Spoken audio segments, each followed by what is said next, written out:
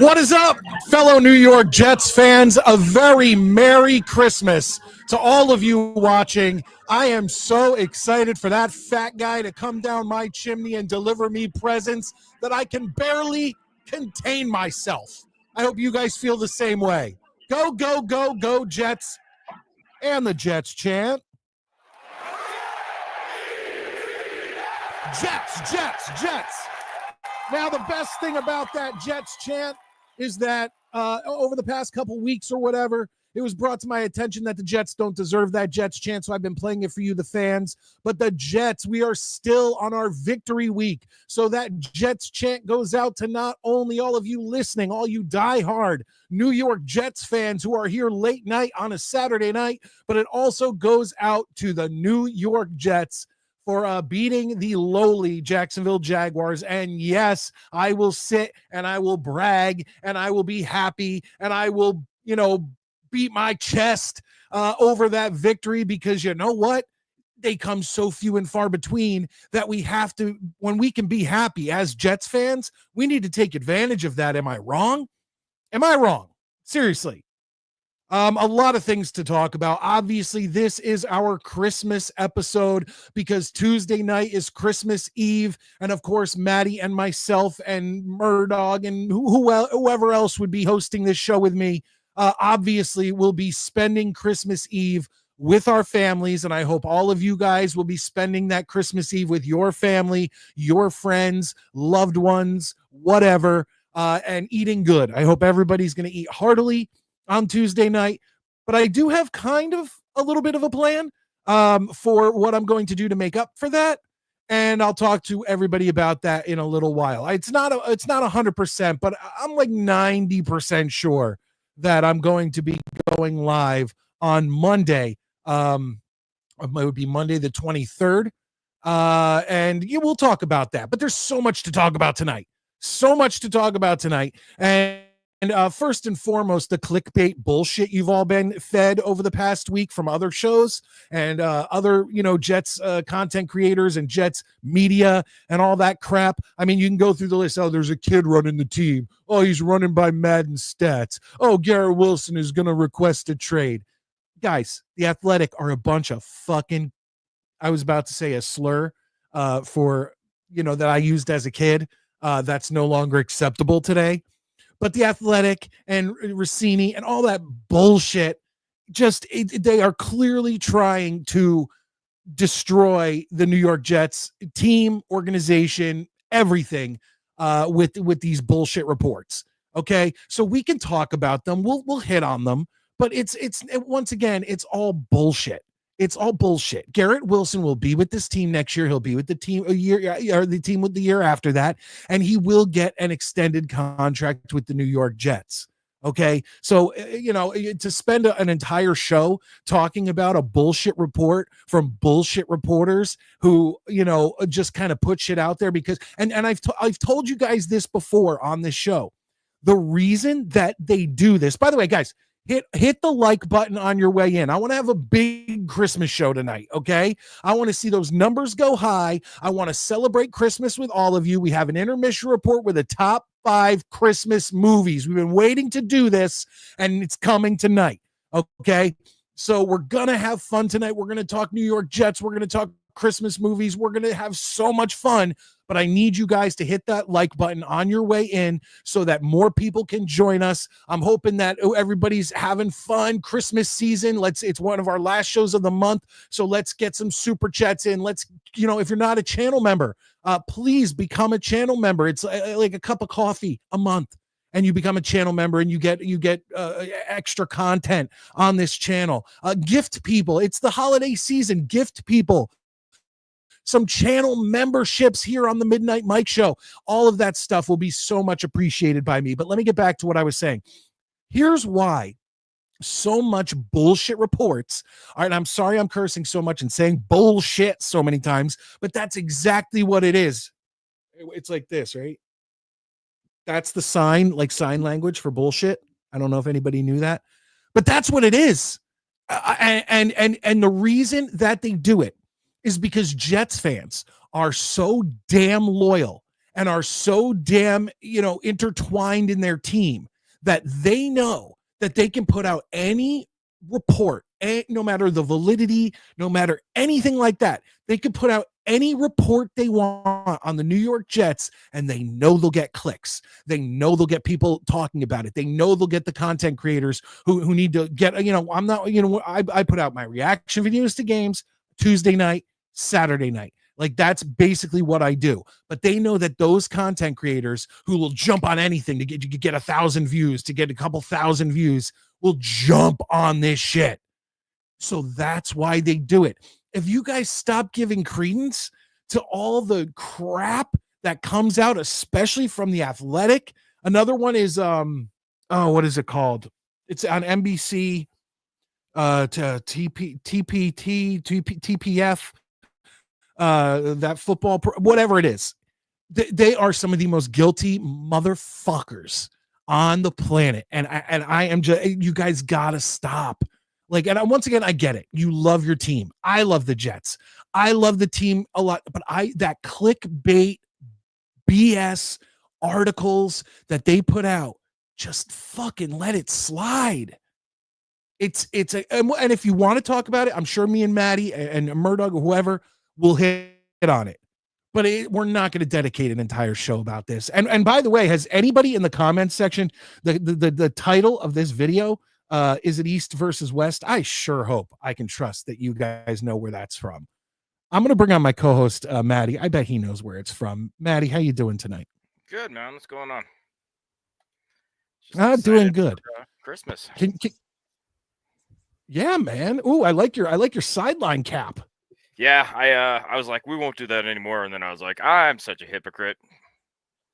I'm just gonna do it. Just take it.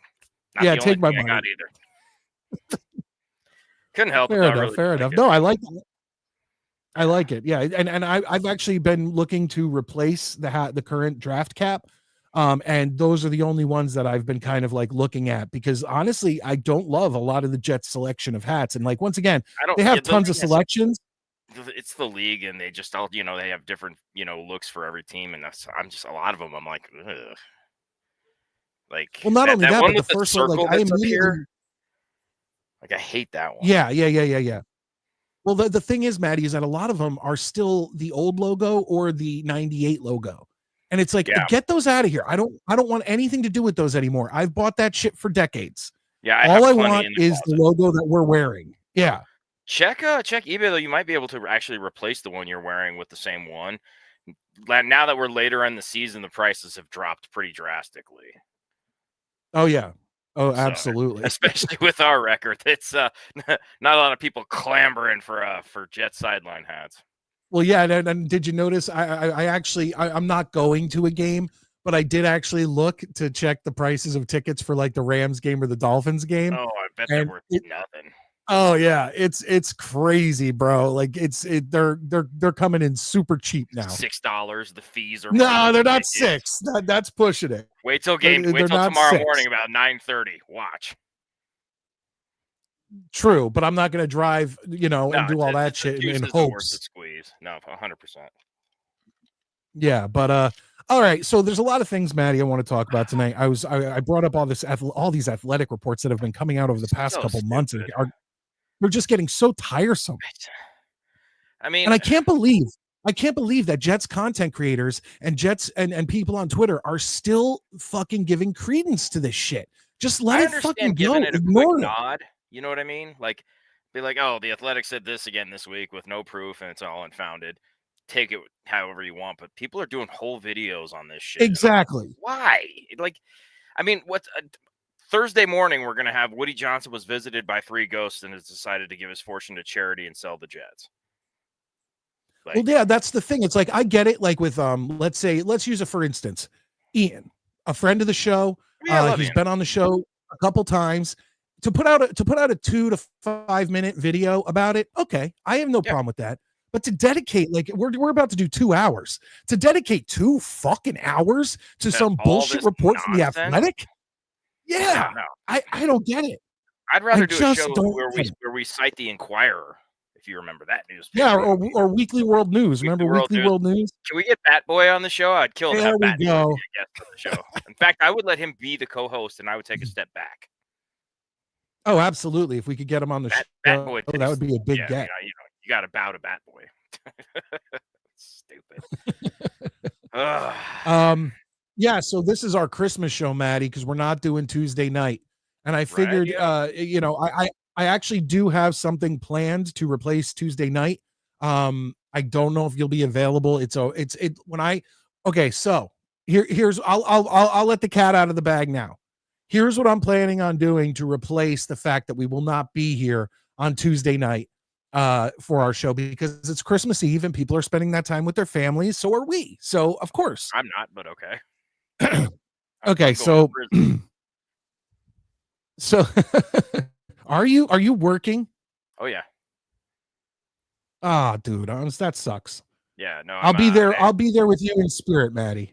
I appreciate it. Like I say, if you feel like sending me a message on Gmail, I'd appreciate it, because I get, like I say, there's no one awake like while I'm at work. So like I'm hitting up all my friends in England. I'm like, hey, you guys got Gmail accounts? You can chat to me and just kind of say what's up, so I have something going on. But no, it's gonna be it's got to get done. So I'll go in there and I'll get home around 7 in the morning, and then I'll probably sleep for half an hour, 45 minutes, and then Sasha will get up and we'll do presents. And then I already explained to everybody, like, because the other girls, for those of you who don't know, I have 4 daughters, and the other girls will come over later. But I was like, I'm sleeping where I can, because I still have to work that night too. So no double pay for working Christmas Eve or Christmas Day. But so yeah, it's really, yeah, but it's, you got to remember, they'll make up the holiday to me. So like, for example, I had but I mean, like at my job, if you work any overtime, you get pay, and you get time and a half, and then if you work any holiday, you get double. But no, because the way it works for us is, you know how I was able to stay for the whole show on Tuesday? I had a holiday that day. It wasn't a holiday. They just make them up at a different time. So. Oh, okay. It's not the end of the world. I see what you're saying. Yeah, and I'd rather but yeah. So here's so here's my plan. I'm always looking on. I have the New Jersey Devils schedule here with me. Like I have it just ready at a moment's notice. And I was like, holy shit, man, this is gonna be great. The Devils are playing the Rangers on the 23rd. Like, and I have off. I'll be there. I'm excited about that. I'm gonna be able to sit down and watch the Devils and the Rangers. I'll be off that night. Correct. Okay. Yeah, it's not at night. It's at 1 p.m. Oh, I'm off that day. Like, okay, well, but my point being is, like, what the fuck? Why is it at 1 p.m.? That's like, I get weird, some people have off. A lot of people take the week of Christmas off, but that's a gamble on the NHL to, like, because tomorrow morning they have another early morning game as well. But that's Sunday. Yeah, I saw that too. I don't know. We'll see. I'll be around. I know Sasha and I we're going out and having a little daddy-daughter day on Monday. So I don't know what time we're going to bounce, but we'll watch some of it. Okay. Well, regardless, folks, my plan is is to go live during the Devils Rangers game. I'm trying to see what works on this channel. The same reason that I'm bringing back my podcast on 80s and 90s pop culture and horror from the 80s and 90s. I'm throwing shit and seeing what sticks. Now I know that'll stick because it's very entertaining. We've done it for 10 years. If you like horror movies, you like pop culture, you like music from the 80s and 90s, chances are you like the show. But I want to see what other like sports things. Say it again. Did you get Ocho back for it? No, he never did that show with me. He only came on and did like some trivia. Okay. Yeah, no, he only came on and did some trivia. But I did get two of my old co-hosts on to do it. And Murdoch's going to come on and be one of the jurors. So and we like I said, Maddie, we would love to have you. You were obviously, I don't want anyone to think that Maddie wasn't invited. Oh no, I was offered a position. I just, it's just with my new hours and everything else. Everything just, there's a lot of plates in the air. So believe me, there's no rift, no divide. Well, here's what I'm going to do. I think I'm going to do the 1 p.m. Devils Rangers game. I think that, and now that should be earlier for you. So maybe you could pop on. Daddy Daughter Day can come a little in the afternoon because 1 p.m. here is what, like 10 a.m. there? Yeah, 11 o'clock. Okay, 11. And once again, it's not going to be. I want people to know it's not going to be a play-by-play game. I'm going to watch the game when big things happen. It will be announced. The score will be on the screen, things like that. Yeah. But it's mainly going to be like a show like this where we just shoot the shit, we talk, we have a good time, but there will be focus on the Devils versus the Rangers. And if this works out and you guys enjoy that, I don't plan on making my show a hockey show. But when the Devils play the Rangers, when the Rangers play the Islanders, when the Islanders play the Devils, maybe when those three teams are interacting, maybe we can find some times, to come on and kind of cover the game, but still just kind of shoot the shit. So I actually, I'm going to have to try to definitely be on for that because I have a really funny story about, so the Rangers are an absolute dumpster fire right now, and they just traded for Will Borgen. And, I have a very funny story. It's a kind of a long one, so I'll save it for that show, not today. Thanks, Val. You rule. But I will be. I'll tell it Monday, but it's pretty amusing. So I'll definitely have to be on for a few minutes. All right. So folks, try to join us. We really would appreciate it. Guys, I just popped into the chat. Let's get this started. That's right. Scott Foster getting the Jets chant. Jets. Scott Foster comes in, says, let's get this started. That is hella right there, Scott. Let's get this started. It is Christmas. Gift people channel memberships, all that stuff, and hit the like button. I see a lot of people coming in here, and that's because you guys are hitting the like button that those numbers keep going up. So if you can't super chat or give channel memberships or become a channel member yourself to help out the show for free, all you do, hit that thumbs up button. Hit that thumbs up button and subscribe if you're new. Both of those things are free. Val, because she just hit it out of the park. Yeah, Val coming in. Here we go. Jets chant. Jets. Now, not only is Valerie a channel member, folks, but she has come in and she has done a super chat, $10. Thank you so much, Valerie. And she says, Merry Christmas to you guys and all the great Jets fans. Valerie, I hope Maddie and I can make you proud tonight and have a great Christmas special Christmas episode. And because you did such an awesome super chat, I'm going to have to throw this to you. You get the catch, baby.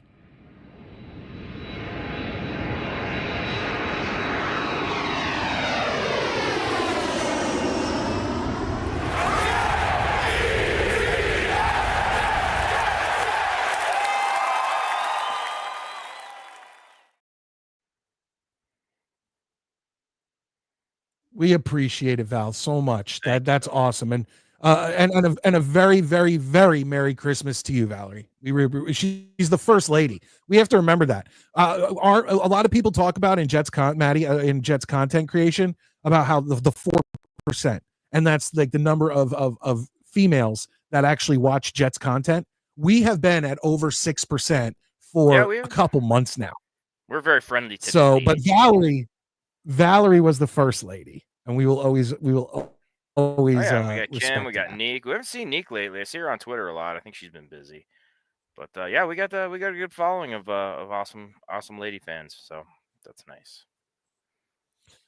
Real quick before I start bringing in some of our co-hosts and capitans of the Midnight Mike Show, I do want to talk about, like I said, if you want to bullshit and talk about these reports about the kids running the team and the Madden scores and the Garrett trade, that's fine. We'll talk about it, but it's not going to be the show. I want to talk a little bit about where Rodgers ranks, not only with Jets QBs, but also in the league this year. And then obviously we're going to talk about the LA Rams game. We're going to give our picks for this week in the NFL. We're probably going to do that very soon. And our intermission report tonight, top 5 Christmas movies, folks. We've been teasing this one, but it's coming tonight. Ready to go. We did TV specials. Yeah, and Maddie, last week we did TV specials. So, folks, we're not talking about Rudolph. We're not talking about the Grinch. We're not talking about Frosty the Snowman. We're not. I brought in Trailer Park Boys. Maddie you brought in some wacky ones too. Which you didn't bring in an Aqua Teen, which was shocking to all. Not in the TV specials, only in the songs. Fair enough. But tonight we do top 5 Christmas movies. Not only do I have a top 5, but I have a nice amount of honorable mentions. I only have 2 honorable mentions because I wanted to rein it in because I could do a lot of them too. That's fair. That's fair. All right, let's start off by bringing in one of our other co-hosts of the Midnight Mike Show, and he's soon going to be a juror on the Midnight Jury. Ladies and gentlemen, it's Murdog. How you doing tonight, Murdog? What's up, gentlemen? Murdog, what's up, buddy? How you doing, sir? Good. Yeah. Ugh. That is some shirt, Mike. You ready for Christmas? Yeah, that's awesome, isn't it? Oh, you like my New York Jets Christmas sweater? That's fat. That's hot. Yeah. That's like the winner of the ugly Christmas sweater contest. Ugly season sweater. Because it's great. It's great. It's a great sweater. But it can enter. I do wish, the only thing I wish is that it had a little bit more down design down the sleeves, because the sleeves are bare. But it has this along the top, and then it has it's very festive. Very, yeah. Well, that's what I'm going for. It's our Christmas special. You know, you got to do something, right? Yeah. You got to do something. Oh, it's great. But okay, yeah. And then so we're about to get you know what, I actually have to pull that up on my phone because once again I don't have the games. But we're gonna go crazy and we're gonna bring in one of our other co-hosts and capitans of the Midnight Mike Show. He's our Vikings correspondent, Sean Neutron. How you doing, Sean? What's up, gentlemen? What's up, Murdog? How you doing, Maddie? Hey, bud. Hey, bud. Now, real quick before we get into the picks for this week, we have a private chat between the Midnight Mike Show, you know, co-hosts and hosts and whatever. And Sean sent a pretty funny, you know, thing that was in reference to the athletic reports of a kid running the team through, you know, Madden scores and all that. So before we get into these picks, me and Maddie briefly spoke on it, but I want to hear real quick Sean's thoughts and Murdog's thoughts of the kid and the Madden scores and the Garrett trade, all this bullshit that's coming out. Sean, what are you thinking as a Minnesota Vikings fan looking in? So wait, I sent that video. I just saw it tonight as just a joke, but that was actually happening. Oh yes, well that's the reports. That's the reports that Woody Johnson's I didn't see the reports yet. I just saw the video and I thought it was hilarious. He has been in the draft room. Yeah, he has been in the draft room. He has been around, but they're starting to report that he's making decisions on trades, draft picks, and all that stuff. And a lot of it has to do with their ranking on Madden. Wow. Yeah, I just can't buy it. Next, you're going to do it in value on their trading cards and say, okay, get rid of this player. His cards go down in value. Get rid of him. Yeah. So, oh, by the way, speaking of cards and value of cards, real quick, I just want to say rest in peace to Ricky Henderson. I watched him growing up, a great New York Yankee, all-time MLB stolen base leader. I was real bummed to see that. And usually I'll joke like when the Queen died, I would post something like, "Oh, gone too soon." But how old was he? He is gone too soon. Really? Yeah, I was gonna say 66, but you're probably right. 65. Yeah. I read the article about an hour and a half ago. Like sat down and read it. It's a damn shame, dude. Yeah, it's because of him. I started doing the snatch catch in Little League. Remember, he used to catch the ball. Oh, and yeah? like quickly. Oh yeah. Because Ricky did it, so I had to do it. And Ricky stole 138 bases, so I had to steal 138 bases. He had so many leadoff homers. I couldn't because I was number 3 or 4. What was that? That quote? That famous quote he has about Rick saying about John 3:16. He's like, well, if John's hitting 3:16, Ricky's hitting 3:30. Yeah, that's right. I remember that. That's awesome. There's a great story about Ricky. I don't know if it's circulated, but he was like obviously the man every year growing up, and his mother used to have to wake him up for games and drag him out of bed. He just didn't care, but then he got on the field and he was just like Superman. Yeah, it's amazing how So some guys don't need to practice like as much as the other ones. So I mean, that's just natural talent right there. And he didn't care. He was just like, I'm sleeping. She's like, you got a game. Drag him right out of bed. I used to like wait.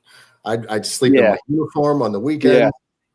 I remember crying, like sitting out on the porch waiting for my dad to get home from work because he was like picking me up and then we'd go straight to the game. Yeah. Like, he's gonna be late. No, the worst is when you wait all week for it and you get it. You either play terribly or you guys lose. You're like, damn, I gotta wait a whole another week for this. Yeah, he didn't care. Yeah. That's a shame. I don't know what he passed away from yet. They didn't release that. Cancer related. Was it? Really? Okay. Yeah, I don't think that was in the article I read, but it was. Either way, man, it's a shame. Rest in peace, Ricky. I just want to real quick point out. Yeah, I just want to point out a lot of you guys, Ricky, Scott, DB, T-Dobbs. I mean, I know there's more of you, but this is what I pulled into on what we got in the chat right now. And T-Dobbs, yeah, I get it. That's not our decision. It's not our decision on whether Woody is going to sell the team or not. That's out of everybody's hands. Now, once again, it's like it'd be nice, but and once again, let's pump the brakes on the Redskins because they're having a good season, but it was a lot better a little earlier in the season. They've kind of fell off. One good season does not erase a lifetime of absolute garbage. So, I know again, nothing against the Redskins, but let's stop acting like they're in the midst of a 10-year playoff run and they're going to they're having a good season right now. By comparison. As a Vikings fan, I'll be rooting real hard for them this week, though. Anytime Philly loses, just in my book, that's a good time. I feel that way about Scott and NY Jets super fan. Welcome back. I don't feel like I've seen you in a little while. Both said that they read it was pneumonia, so that just sucks. Well, that just sucks, shame, dude. As somebody who almost died from pneumonia when I was 30, I can tell you that shit's nothing nice. Yeah, like 2 years ago, my daughter ended up having it, and we didn't know at first. And we actually took her to the doctors, and they said she didn't have it. And then she got worse and worse to the point where she was pale. And we brought her in, like her hands, her feet, her face, everything just looked. She had no color in her lips, like nothing. And we brought her back in, and they're like, "Oh my God, yes, she has it." And luckily, obviously, everything worked out. But that shit is no joke. How did they treat that, by the way? A lot of the drugs. Gotcha. Yeah, antibiotics and whatnot to get it to break up into your lungs, and then you cough it out and all that stuff. Okay, fair enough. The New York Jets super fan comes in and he says, "I'm always here. I just haven't been messaging, just watching." That's fair. I appreciate that. Hey, Wild Wave. Mike, Maddie, Murdoch. Yeah, the three M's. There you go. All right, let's get into this, guys, because look. We have to do the picks. Let's try to get through these in a reasonable manner. We'll start off with the 1 p.m. games, obviously, and we're going to just start it off with the 8-6 LA Rams coming into MetLife Stadium to take on the 4-10 New York Jets. The only thing I will say about this game before I send it to someone else is they're wearing green on green. I fucking hate that. I hate green shirt, green pants. Like, I hate that. I want different. I want, if you're wearing a green top, wear the white pants. If you're wearing white top, wear the green pants. I could deal with the white on white, but the green on green, I was never a fan of. But yeah, Matty, you spoke up first. What do you got in this game? Jets and the Rams. Rams. Rams should have this. It was nice that the Jets won last week, but they weren't playing a team with a winning record. And I just, what a lot of the Jets players, I hate to say it and they'll deny it, but a lot of them have nothing to play for, so they're not going to play that hard. Like, yeah. You can deny, I went out, gave it my all. Yeah, we all know you gave it your all every game. But trust me, if the Jets were like, I don't know, fighting for that like 9-7 record where they might have a possibility to get in the playoffs, you'd be playing a lot harder. I just don't see anything from this team on Sunday. I think they're going to come out flat. I think some players will have a good game. I expect to see Garrett have a good game. I think Will McDonald will get a sack or two. I just see the Rams getting a lead early and maintaining it. What do you think, Murdoch? Yeah, not only do I want your answer, but also you're going live tomorrow. Yeah, we have a game. I'll be here for it. Last week I was in Jacksonville at the game, so it couldn't go live. So yeah, we only got a few more left. So that game's on TV out here. Actually, I just checked too, so I get to actually watch it on my television and not the computer. Oh, you getting it? Yeah. Cool. What was I gonna say? Yeah, man, I kind of feel like we're outmatched in a lot of spots tomorrow. That offense scares me, because Puka can kill you, Kupp can kill you, Kyron's a good back. Their defense has been getting better as the year went on. It's kind of one of those games. It's like, oh shit, you're hoping that the cold weather affects them. But yeah, man, they got weapons that they're good at spots we don't defend well. Like they're good passing over the middle with Puka and Cooper, and we're bad over the middle for like the last 25 years. So the only good thing is that Stafford isn't very mobile, and we might be able to get to him. But yeah, they're a dangerous offense to match up against our defense. So I'm going to go Rams. All right, Sean, what do you got? Yeah, I got the Rams. They're just, they're definitely better than their record indicates. They've had, obviously Puka was hurt for about 4 or 5 games. And I think Cooper last week had that really off game. And so I think he's due for a decent game, maybe 80 to 100 yards. And Puka is just, he's just so consistent. Obviously when he's healthy, and he's a tough guy. He gets that ball, and I mean, if you hit him hard, he'll still hold on to it. So, and Kyron Williams, very talented. I think they're going to give the Jet, even on the road, they're going to give the Jets defense some fits, and I can see them. I see them winning. I'm also picking the Rams. I think that, I mean, they're clearly the better team, as you've looked at the Jets and the Rams this season, but in the back of my mind, I think the Jets are going to beat the Rams and the Dolphins. I don't think they're going to beat the Bills, but I just, for some reason, because it doesn't matter, and because the Jets are fucking assholes, and this is the reason why I hate this fucking team, I can definitely picture them, and the Rodgers' last 2 games have been 2 of his best statistic games as a Jet, and God damn it, like I'm picking the Rams, but I would not be surprised if the fucking Jets won this game. Well, let's just say the Jets, what if they ran the table and then they beat the Bills? How pissed would you be just in general, like going, where was this all year, Yeah, very. That's a very that's what the Jets do. Yeah, exactly. They find new ways to piss you off. You thought you lost enough hope, and then they give you enough hope, and you're like, well, where was this? And then, Nah, this team doesn't have that, though. Like, you watch the team long enough, it's kind of like, I know when my kids are up to some shit, like, I can watch a Rangers game and tell you if they're going to win or lose within the first 10 minutes of the first period. Watching this team this season, nah, they're not going to do anything like that. It'd be hilarious if they did. It would just piss us all off more. Yeah, it would just make you even more mad than you even thought possible. They just don't have the stones. It won't happen. Yeah. Bills are a different level this year. All right, here we go. Let's get into all these 1:00 games. We're going to try to fly through these with you guys in the comments section. Once again, guys, I see numbers keep going up. It's because you're hitting that like button. So it's free. Hit the thumbs up. Here we go. For the first one, our crosstown rivals, the New York Giants at 2-12, are heading into Atlanta at 7-7. Who do you got, Sean? Normally, I mean, on paper, I would have said a long time ago, the Falcons. And maybe Kirk's looking to turn it around. I mean, he's had brutal 5 games. Oh no, I'm sorry, he's not playing. Penix is playing, right? Yeah. Right. Penix is starting. Yeah, I got the Falcons because I think Penix is going to be hungry. Sitting there waiting in the wings. But yeah, we'll see what he can do with those weapons. I mean, they've been underachieving all year long, but yeah, the Giants have just been so putrid. Yeah, the Giants have been.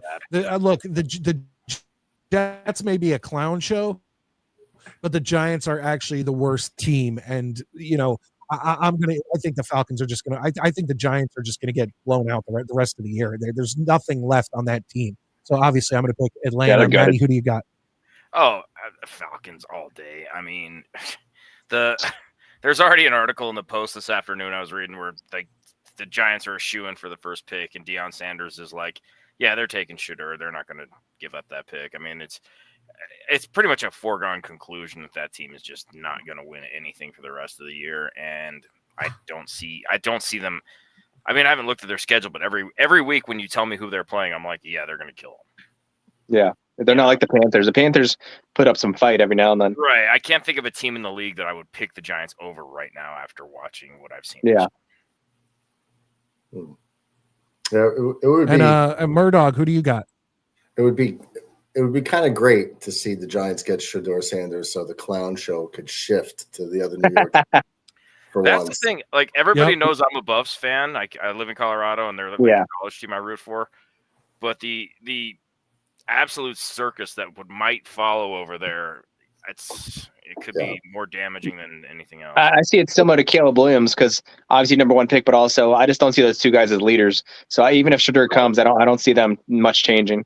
Yeah, but even with Caleb Williams, you don't have to worry about his father.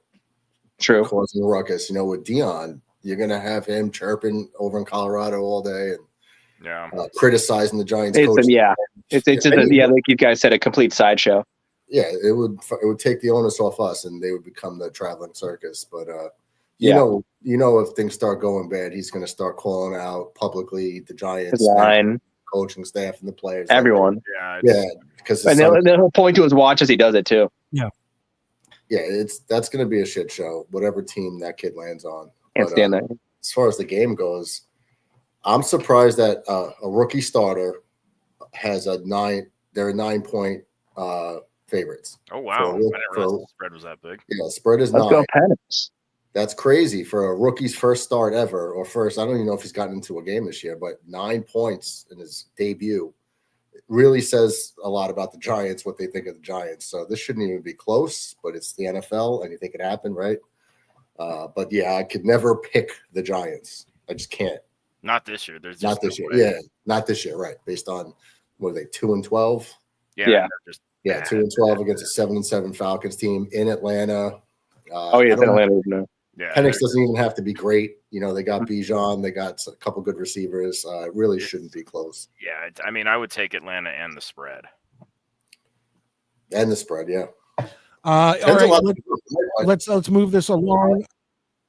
I think this is really good for the Arizona Cardinals and their hopes to try to sneak into the playoffs.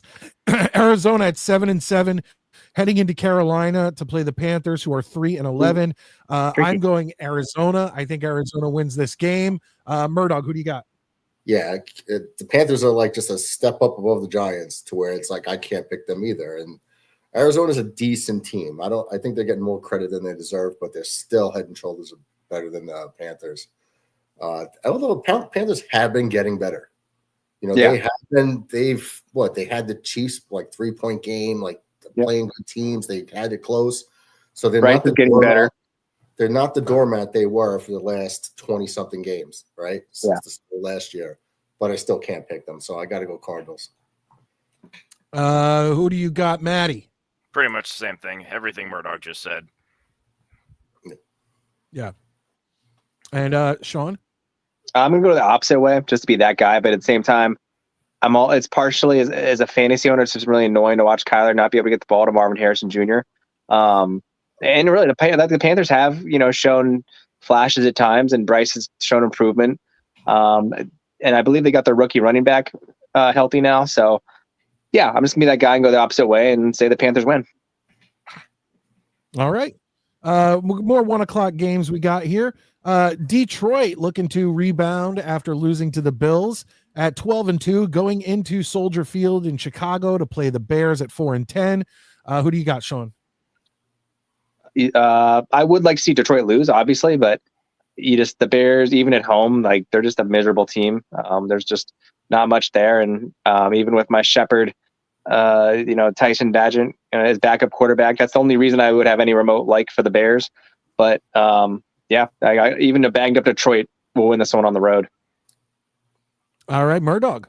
I think last week was a potential preview of the Super Bowl that they lost. High scoring shootout. I love those games. Yeah. I think they're going to put a beating on the Bears. Divisional games, how I always say divisional games are always closer than they're supposed to be. But I think losing that game last week, I think they're just going to come out and just like rip them apart. Lions by a touchdown. The question is can Aaron Glenn and that coaching staff on the defense kind of wake up the Detroit Lions and be like, guys, you cannot be letting up that many points like they gave up against the Bills if you want to be winning a Super Bowl. So let's start now and just completely trounce the Bears. So I'm taking Detroit in this game. Maddie, who do you got? I got Detroit, but what's going to be more interesting is kind of touching on what Murdoch said is just let's watch how they come out and play. Some teams when they lose a game come out the next week and they look kind of flat and they need a little rebound. And some teams come out and they're like ready to kill everybody in front of them. And I think that Detroit's going to come out just ready to destroy everything they can see. And God, the Bears are a great one to take it out on. But that'll kind of show, all right, is this team, do they have that killer instinct? So, I mean, I got the the Lions easily. I'm just more interested to see how badly they go off. Then we got the Tennessee Titans at 3-11, heading into Indianapolis to take on the Colts at 6-8. Let's do Maddie, you again. Who do you got here? I got the Colts, but that's because the Titans are pretty bad and they're on the road. But I'm not impressed by what I see from the Colts either. You know what I mean? Like it's not an overwhelming vote of confidence for the Colts. It's just a matter of they're playing a lousy team and they're at home. Nothing exciting about this game. Yeah, Murdoch, who do you got? I want to go with Maddie here because I don't trust the Colts though. I don't either. I wouldn't be shocked if they trust them. I could see them losing this game very easily. But yeah, I mean 3-11 Titans, they are just bad. Is Levis still quarterbacking? Is he still the starter there? Yeah, he had a decent game a few games ago. I know that. Yeah, I mean this has a potential of being a Titans win, but I mean if a gun to my head, I have to go Colts at home, but I really don't trust them. I'll go Colts for the official record, but I don't trust them at all in this game. And Sean, do you agree with Maddie and Murdoch?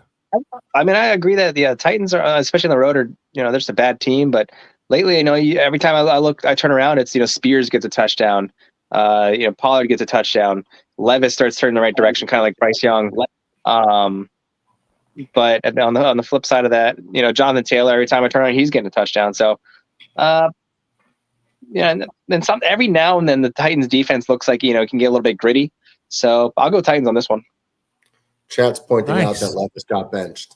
Did he get benched? The chat saying Mason Rudolph is starting. That's why I wasn't sure. Oh, okay. Well, fuck that. Never mind. He's part of my French, but he's okay. We'll go Colts. We'll go Colts on that one then.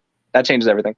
Yeah, but seriously, imagine having to. That's kind of like what we dealt with last year, where it's like, oh well, let's bench Zach Wilson and bring in Trevor Siemian, and it's like.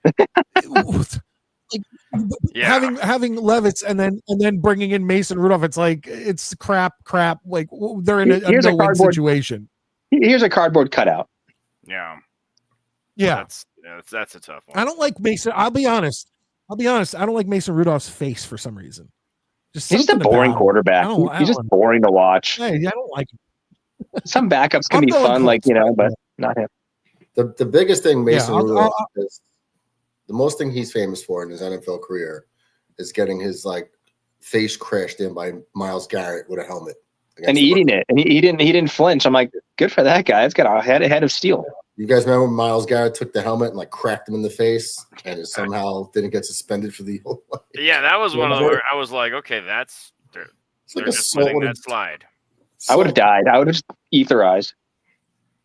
And now, if he was like a main quarterback in the NFL, probably punishment would have been worse. But it's Mason. Imagine that happened to Mahomes. I think the guy would get death penalty, guillotine. Yeah, I think the Kansas City faithful would fucking just come and murder him on the field. And no one would arrest him. They'd be like, "It's fine, we're good." Like, here, let me give you a hand down. Here's a gun. Here you go. Here, use my gun, but I need it back.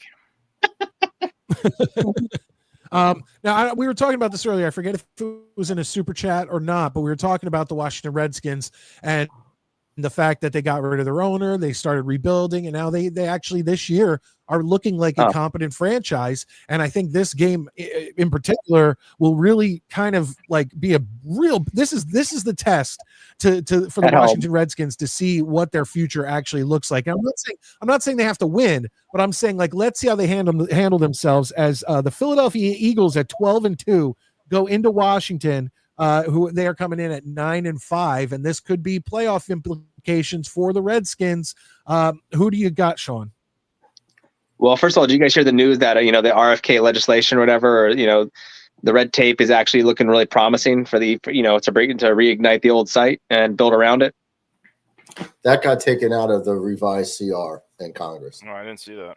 They had it in there. The bill that was like 1,015 or 1,150 pages that got dumbed down to like 120. I think that got removed. It was in there. Because I literally just saw that today. Like people were talking about it today, and I was like, I think that's the great. It's a really good site for a game. And can you imagine the drone shots and during games? But just to answer your question, Mike, though, I think they gave him a pretty good game for the majority of it last time. I think it was like a Thursday night game. The Eagles are rolling. But, it's a divisional game, and I think that Washington's going to want to play spoiler, so I'll take Washington. Nice. I'm going to actually agree with you, Sean. I'm rooting for the Redskins. I'd love to see Washington come out. They're at home. Here's their chance to kind of make a statement. Like you said, the Eagles are on cruise control right now. So maybe this is a sleeper. They're kind of coming in so confident, but Washington's coming in like fighting for their playoff life, and they put it all out there and squeak out a victory against the Eagles. So I'm going to go Washington. Maddie, what do you think?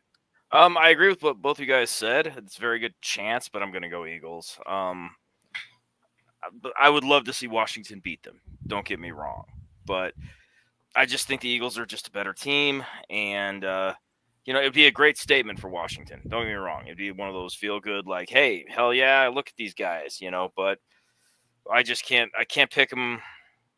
I just can't, even though they're at home. Philly is a good team, and I hate them. I don't actually have all the Philly teams. I hate the Eagles probably the least, but it's more the fans. Oh yeah, but I mean believe me, we got some real winners over at MetLife. So I got to take the Eagles. Jets fans aren't too. Jets fans show up in their work clothes with ties on and say please and thank you. Yeah, you guys. I'm agreeing with everything you guys are saying on all the fronts here. This is an NFC East. Like I could kind of see this being the classic late season NFC East upset. Eagles are clearly the better team, probably the top two teams in the NFC. I could see them losing in Washington very easily. This has like 27-24 written all over it. I mean, my brain tells me Eagles, but then part of it's like, this week it's Commanders. I mean, I don't know. I don't know which way to go with this. Eagles are a better team, but damn, two of you guys went Washington and Maddie went Eagles. Yeah. Damn. Yeah. Shit, this is a tough one. It is a tough one. That's my brain. My brain tells me Eagles, but my heart and my middle finger tell me Washington. Yeah, and just like seeing classic NFCs, like I said, late season upset for no reason. And there's a good point. Commanders are 9-5 fighting for their playoff spots. I'm gonna go Washington just for 3-1. Let's go. I'm just gonna. No, go that's Washington. another thing. Think about this though. Think about this. We were talking about it. You were talking about a close game and whatnot. How many games this season ended with a blocked field goal or a missed field goal? This could be one of those games where Washington is winning and Eagles drive down the field, they go for a field goal and they either miss it, like it's just a blown miss, or it gets blocked. Like this could be one of those games. So it feels like who something's knows? gonna happen in this game, right? Yeah, no, you're right. This will be one of those games. Is this a 4 o'clock game or is it still 11? 1 o'clock. It's a 1. It's a 1 o'clock. Oh, man, see, this would be one of those games that, like, if I was just chilling out and watching football all day after the Jets game, I'd make sure I put this game on. Yeah. All right, then, guys. Last week we had the Battle of Pennsylvania. Now we're doing the Battle of Ohio as the Cleveland Browns at 3-11 head into Cincinnati to take on the Bengals at 6-8. I'm going to go first and just say right off the bat, like I have a playoff game with my fantasy team and I have Burrow and Chase on that team. I'm hoping that the Bengals blow them the fuck out. So let's go Bengals all the way. Maddie, who do you got? I mean, I got the Bengals, but I mean, I would love to see, the Browns. I always like to see the Browns get the win, but I don't see Cincinnati losing this game. I think they'll be fine.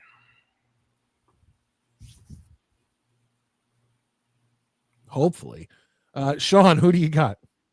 Yeah, I got Cincinnati. It's just that offense is one of the best ones in the league. I don't know where it ranks, but I know they're towards the tops. And, Burrow's having an MVP season. The defense is often trash at times, which is why the record is the way it is. But, and the Browns have just been a mess all year long. And now I heard a rumor earlier this week that, Deshaun Watson's going to be asked to be the starting quarterback again next year since they owe him all that money. And just some of the Kirk Cousins situation, you have all that money wrapped up in one guy. You feel, you have to keep him playing for a certain amount of time. But they're just, it's too much of a mess there. If it's in Cincinnati, especially, that high-powered offense is going to be too much for the Browns. Well, that's the thing, man. The Browns are always that team that as a Jets fan, you can always go, oh, at least we're not the Browns. At least we're not the Browns. But yeah, I mean, look, I want good things for Browns fans. As a matter of fact, last season when the Jets played the Browns, a lot of the Browns fans came into the show and commented on my reaction video, and they were really cool. And I always look at the Jets, the Browns, and the Lions. The Lions are doing great this year, but until they win, until one of those three teams wins, the Lions are just pulling what the Jets did in 98 or 09 or 10. It's like until you win it, you're still in that group, that trifecta of Jets, Lions, Browns. It's like constant disappointment. Every 10, 20 years, you have a great season, but nobody gets over that hump. And Browns fans, man, I do feel for them. I'll be honest. Murdoch, who do you have, Cincinnati or Cleveland? Cincinnati is like the best 6-8 team I've ever seen, at least offensively. Yeah. Oh, yeah. Yeah, the Browns are missing too many people as well. They're starting Dorian Thompson Robinson. They don't even want to put him in there, but Chubb's out. Chubb's out with a broken foot. DTR. Chubb's cursed. Yeah, Chubb's cursed. Njoku I feel bad for that guy. Yeah, Njoku might be out. This is just bad all around for the Browns. The only positive is this might be a good week to like hit up T. Higgins in fantasy football because Denzel Ward should be on Jamar Chase. But I don't even know if that even matter. But this should be like, I see 35-point minimum for Cincinnati. They should win by at least 14 to 21. Yeah, like 35-14. 35-14 sounds about reasonable. I hope so. They don't have an offense right now. Okay, guys, we're moving. We're going to move into the 4 o'clock games. We're going to try to move through these because we're getting on that hour mark where we need to go to the intermission report and do our top 5 Christmas movies. Please keep hitting that thumbs up button. Get more people in here, more eyes on the show. It's our Christmas show. I just love the Christmas season. Not as much as Halloween, but I love the Christmas season, and I'd love for everybody to join us. Here we go, Sean. This one's for you, buddy. You could start this one off. The Minnesota Vikings at 12-2 head into Seattle. Ooh, it's a tough place to play. And Seattle is at 8-6. It's on Fox. Who do you got? Well, years past, I'd definitely say, Seattle has that home field advantage and it's one of their, thing that separates them from a lot of other teams. But I think I saw a shot, was it last week, with all the Packers fans that were there? So Minnesota, we travel pretty well, I'd say. But even beyond the home field part of it, Minnesota's just a better team. Even, I was saying, well, definitely it's going to be a win if, Howell was the quarterback, because there's rumors that Geno might not play originally, but now he's apparently going to play. But Geno's been too hot and cold this year. He hasn't been able to get the ball to DK Metcalf that much. I know Najigba's having a really good season. Kenneth Walker's just doing his normal, I'm healthy one week, I'm injured the next. So I just see, Minnesota just staying on that hot streak, and we've won 7 in a row, make it 8. We need to stack all those wins we can get before, we have to play Green Bay and then Detroit. So got Minnesota, obviously. Murdog? Yeah, I got to go Minnesota. I don't trust Seattle. Walker and Charbonnet are both banged up, lower body injuries. Walker might be playing, but it's just not. It's not a good scenario. And I agree with Shawnee what he said before. But with the 12th man, the home field, I don't feel that it's a thing anymore. They don't have that boom. I think it was like at that time it mattered. I don't think it matters in this iteration of the Seahawks. I got to go Vikings. I just have to. I just don't trust them. The Seahawks. That's why I love Murdog. There you go. And Matty. I like Seahawks at home. Wow. That's why I hate Matty. Wow. Okay. I've been waiting for that. No, I feel like the Vikings are a little due. I like the Seahawks at home. Believe me, I won't be like shocked or amazed if they don't win. I just feel like Seahawks need to pick me up. Vikings need to come down a little bit, and I think that's what's going to happen. Sean, don't worry. I'm going with you. I think the Vikings win this game, but I need to ask you, Sean, as our Vikings correspondent, how after let's say they win this game, and then they win no other games, but they have 13 wins on the season. How do you just let Sam Darnold? How do you let Sam Darnold go? I honestly, I was thinking about this today, and I have no issue if they want to give him a big contract. I think he's earned it. People say, it's only one season, but I can't see much changing next year in terms of just what he can do with that offense.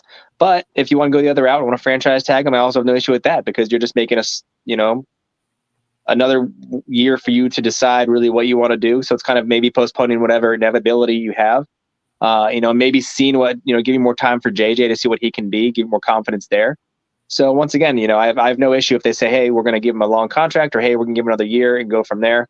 I believe in Darnold. I think he keeps getting doubted, and every single week he keeps proving people wrong. Yeah, I just couldn't imagine as a fan of a team like the Jets, let's say, and they bring in whoever. They just bring in a journeyman quarterback, and he gives us 13 wins. The fan base would be irate, no matter who younger than him. And he's younger than a bunch of quarterbacks in the league who are considered franchise quarterbnerbacks. So I think he's younger than Josh Allen and a few others, and so he could be the long-term answer. Funny enough, you never envisioned this way, but it is what it is.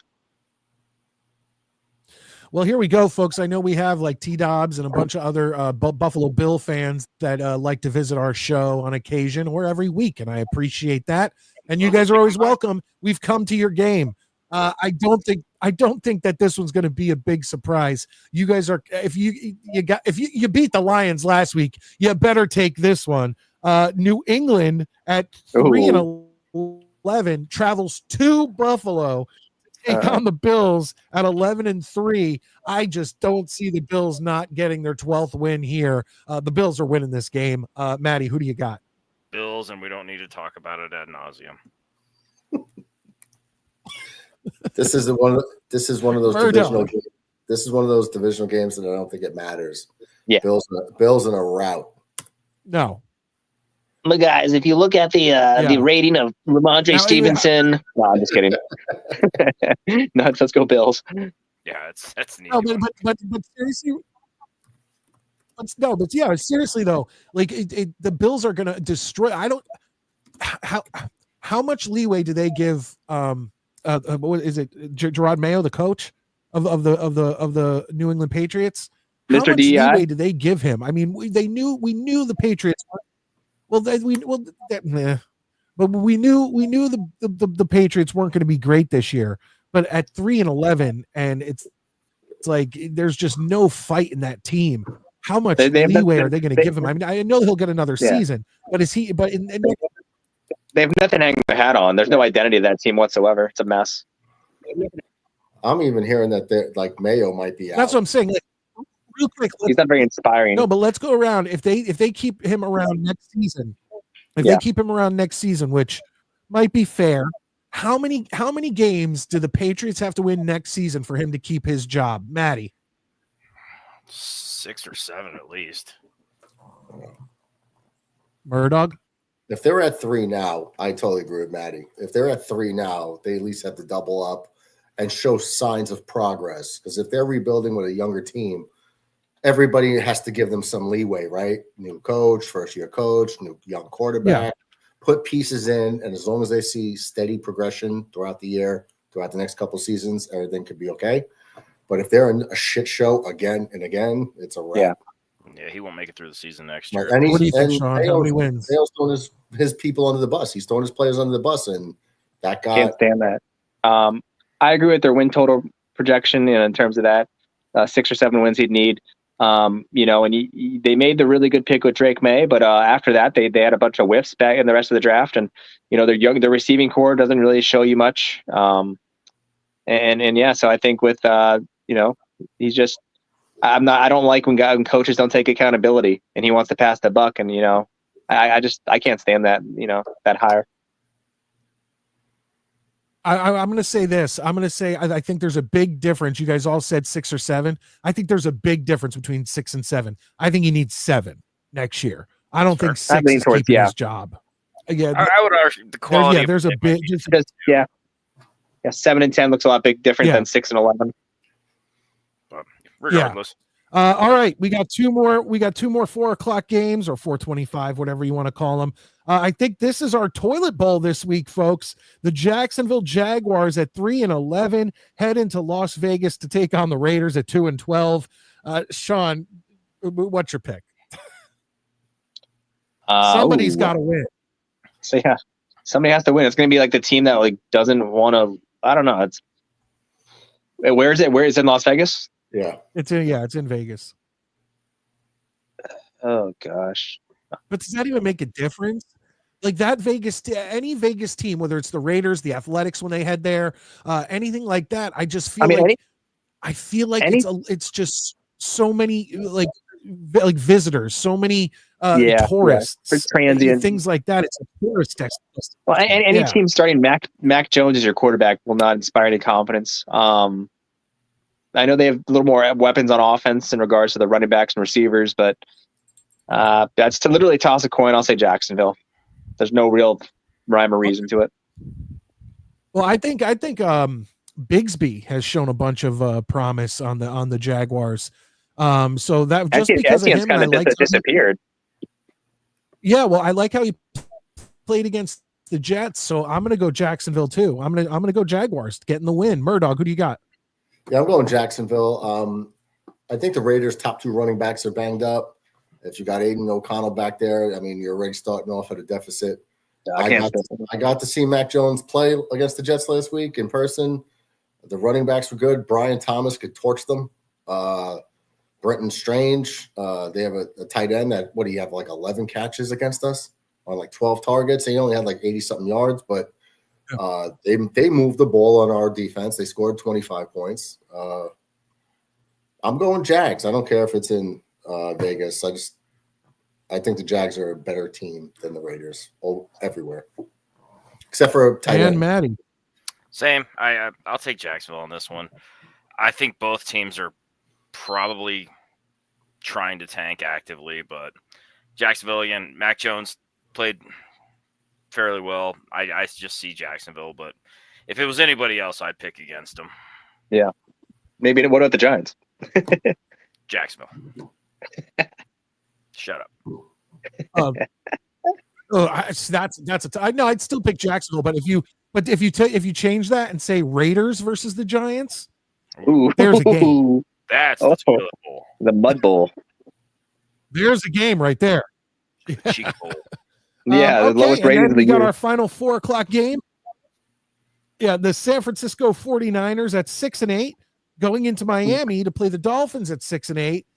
I hate to say this. I hate, but in a way, I want to say this because I really want the Jets to play spoiler in that last game of the season against the Dolphins. But I'm going Dolphins on this one. They're at home, and San Francisco has just had a disaster. San Francisco has gone from like here, and then throughout the season, they've gone downhill. Whereas Miami started down here because of the injury to Tua and all that stuff, and then they've kind of started to look a little better. I don't think they're playoff worthy, but they've kind of started to look a little better. And at home, I'll go Miami. Maddie, who do you got?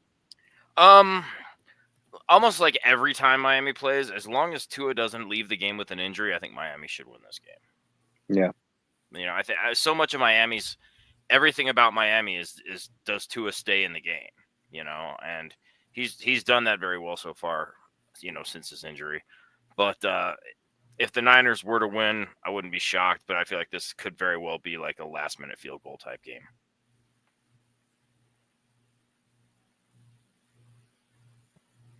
Murdoch? Before the season, man, this was supposed to be a fun one for me to watch.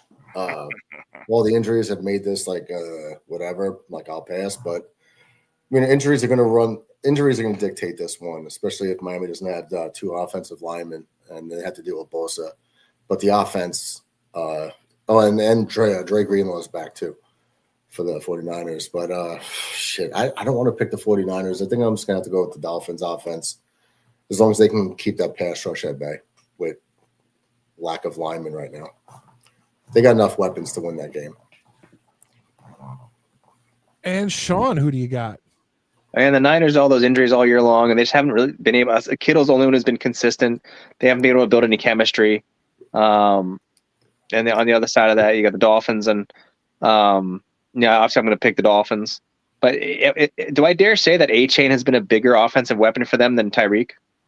He has. I just think Tyreek is really. I don't know. I think he's overrated, in my opinion. That's blasphemy.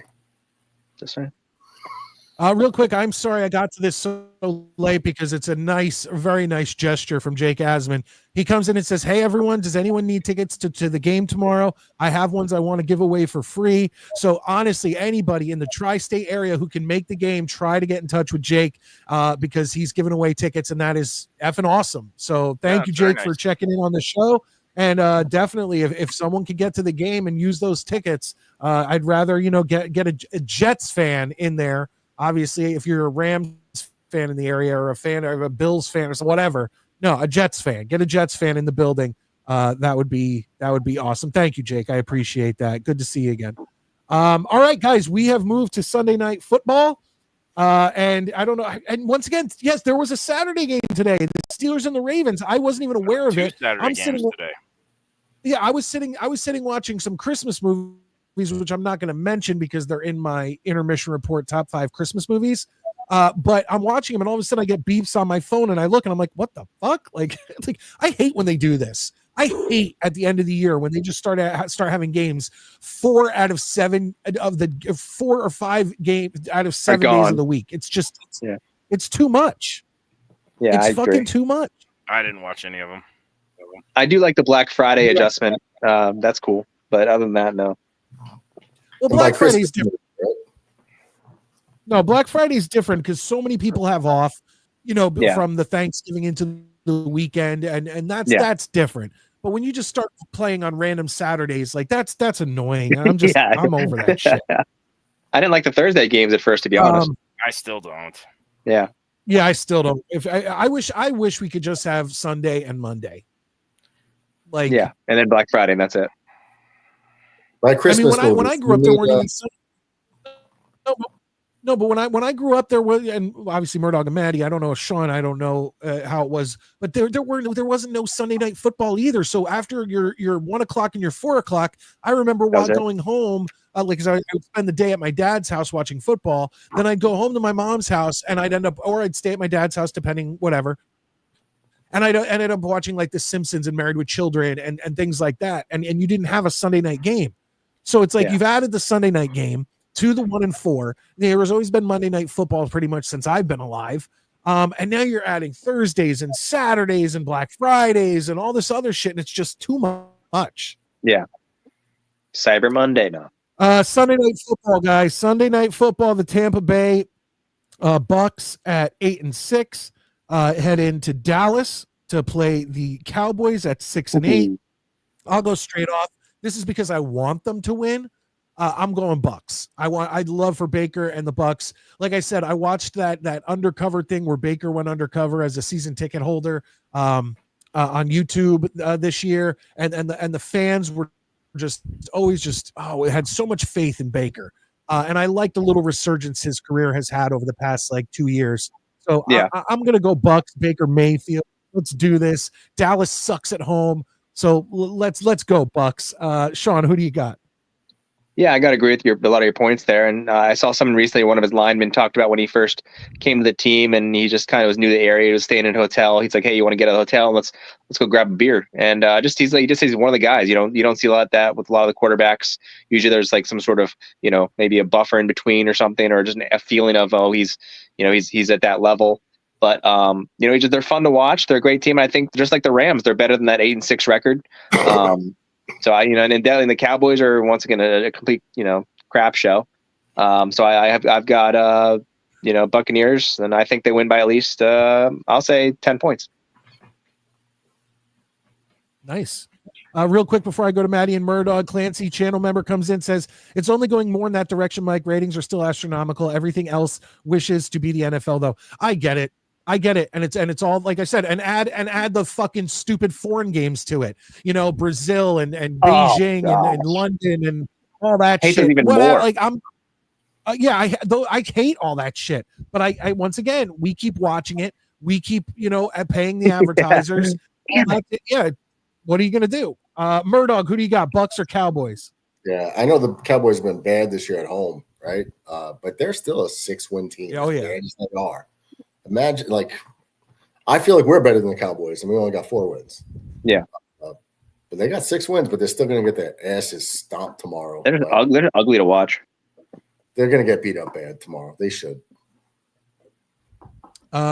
Maddie? Bucks. They play so bad at home. Dallas, it's just crazy. Yeah, I don't understand it, but Bucks. I mean, you guys have said all that needs to be said on this one.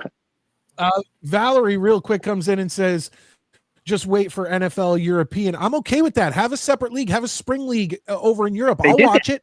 And it's failed. Exactly. They used to have NFL Europa, NFL Europe. They used to have all that shit. I'm fine with that. They're already 65 in Madden. That's where we got Kurt Warner from. Yeah. Yeah, absolutely. But I actually watched that movie about him, that American Underdog. It was pretty. I saw that. Yeah, that's a good movie.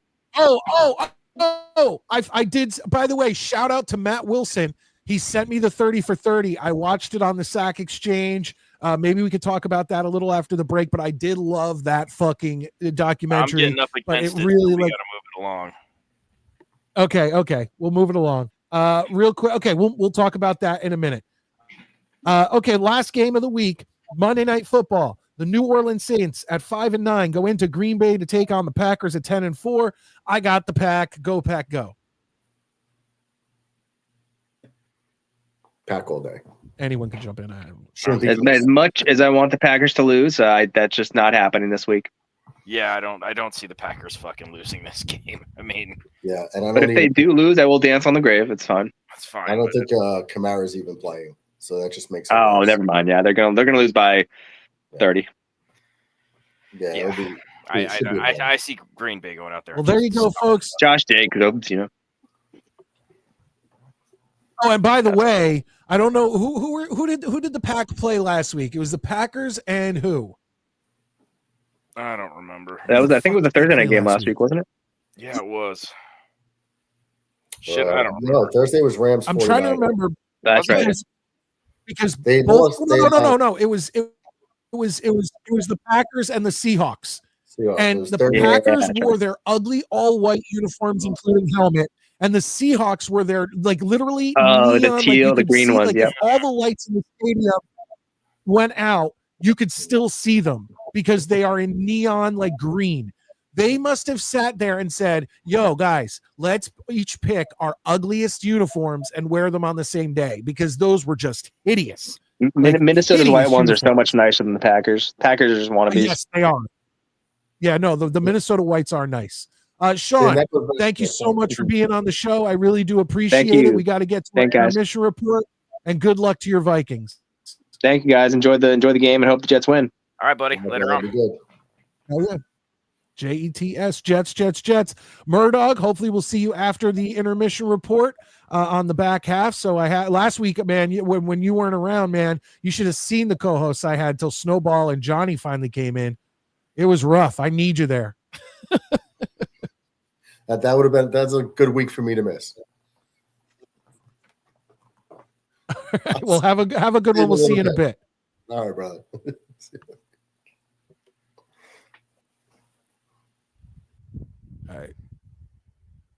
All right. Hopefully, hold on one right. Folks,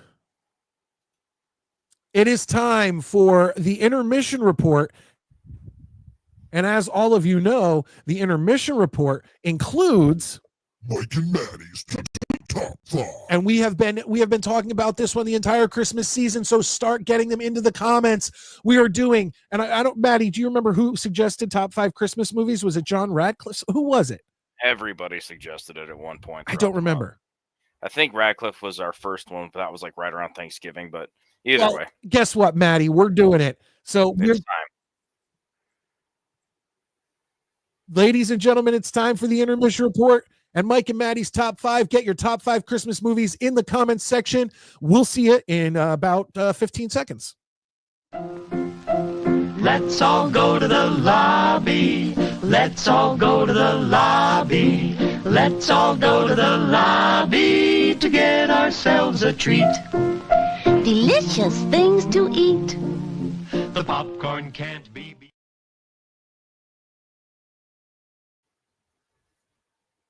And Maddie, the greatest thing about this is we needed to keep time because I know you got to get out of here, but we knew this one. So both of us have our lists ready to go. Yes. All right. So we're going to save honorable mentions to the end, just so that we don't, spoil anything, things like that. So we're immediately going to go to our number 5 top Christmas movies of all time. And I want your guys in the comments section also. So let's start it off. Maddie, what's your number 5? Number 5, Love Actually. Can't help it. I love this silly movie. I do. I like it. First time I saw it, I liked it, and I've liked it. Isn't that a fucking chick flick? Isn't that like one of the ultimate chick flicks? Yeah, I don't care. I don't give a fuck. We could talk about some of the shit you talk about liking and wrestling. Fair enough. I can't. You're right on that. You are absolutely right, Maddie. My number 5. My number 5 is going to be a movie that actually, as a child, I didn't watch as much, but as I got older, watched more and more. And then when I met my wife, it was a huge, huge movie in her family, and it's a classic Christmas movie that I don't feel like I could go through Christmas without watching A Christmas Story. Just an absolutely great Christmas movie. Always hits hard, and I always enjoy it. Real quick, I want to point out, Clancy, I appreciate this. I appreciate this, but March of the Wooden Soldiers I would consider a Thanksgiving movie because it always ran on WPIX 11 in New York right around Thanksgiving, although it does have Santa in it. And Grinch, we considered that a television special. So we're talking full-length 90-minute, 2-hour movies. Unless he's talking a Grinch movie with like Jim Carrey or whatever. Oh, maybe he is. Very fair. Very fair. Maddie, what do you got for number 4? Number 4 is a little more Maddie-esque, and that would be Violent Night, which I had no intention of watching. A guy at work last year was like, "No, man, you got to check this out." And I was like, and he's a guy I've known, but we've never talked movies. So I was like, I'm going to give this a shot. And within 5 minutes, I was like, I'm not leaving. I'm doing this for the next 2 hours. Everyone go away. And like I was just glued to my set. My number 4 I watched today, and it's just a great. It's the only super classic Christmas movie that I have on my list, so I will spoil that. But it's the original Miracle on 34th Street with Natalie Wood. I mean, what a talented actress. And I love the movie all around. But there's one specific scene when they're trying to find a place for Santa to live. And originally they were going to have the guy in the movie, Mr. Bailey, Mr. Haley, I forget. God, why am I blanking? I watched it today. He ends up taking in Kris Kringle. But there's a point where one of the coworkers of the mother wants to talk his wife into letting him stay.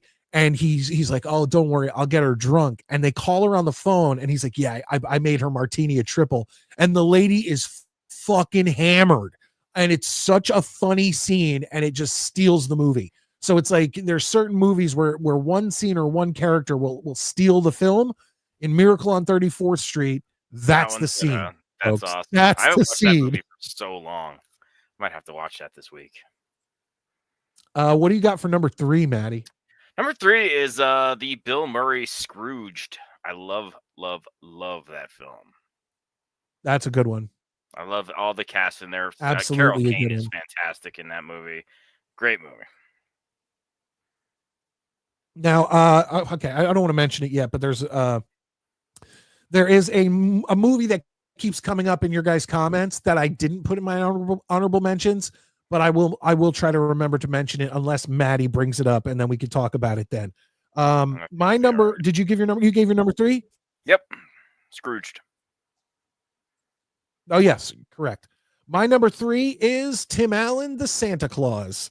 I am not a fan of the sequels. I'll be honest. I think they get worse and worse as it goes along. I have not watched the TV show that they came out with on Disney Plus with it, but the first Santa Claus movie, I love it. I love Tim Allen. I love Judge Reinhold.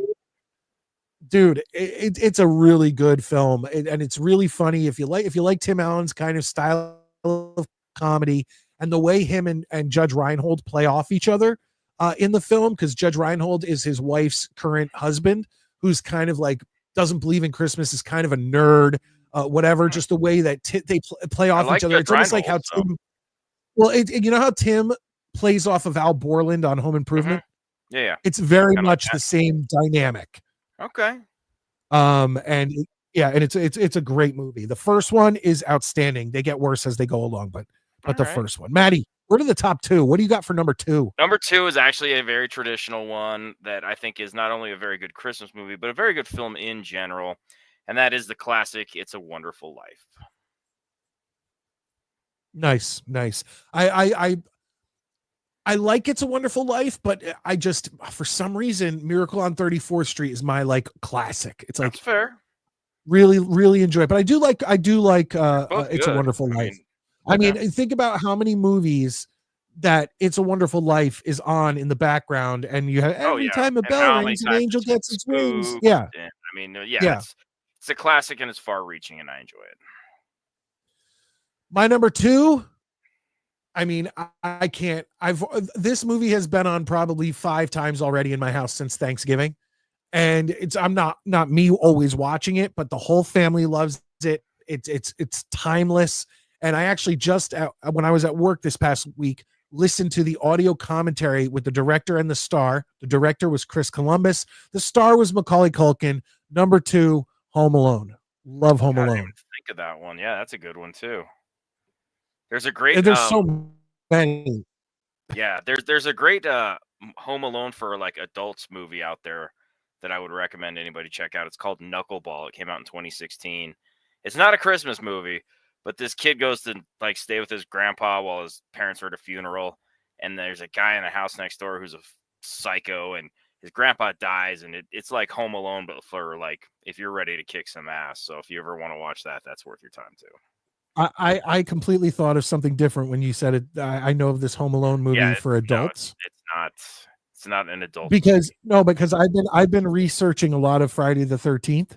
movie. Have you ever seen the Friday the 13th porno parody? I have not. Oh boy. I watched this it for about? research purposes, Maddie. For science. I watched it for research. Yes, but the plot of the movie, I'll give this to everybody, is once again there's a Crystal Lake camp, but it's a nudist colony camp. And the legend is that a guy drowned in Crystal Lake because his member was so big that when he jumped into the water, it drug him to the bottom of the lake, but then made his member toxic. So what he does is he goes around the camp, and when he finds a couple that is indulging in adult activities, he then relieves himself on both of them when they're done, and it's toxic and it burns their skin and kills them. I can safely say that So- I will probably never watch this, but it sounds ridiculously hilarious. For anybody who's interested, it's very easy to find. Just put in Friday the 13th porno parody and you will find it on Google, as long as you don't have your kid safe search on. Maddie, we are to number 1. This is big. What do you got? Number 1, I'm sure everyone would expect nothing less from me. It is, of course, Bad Santa. Love Bad Santa.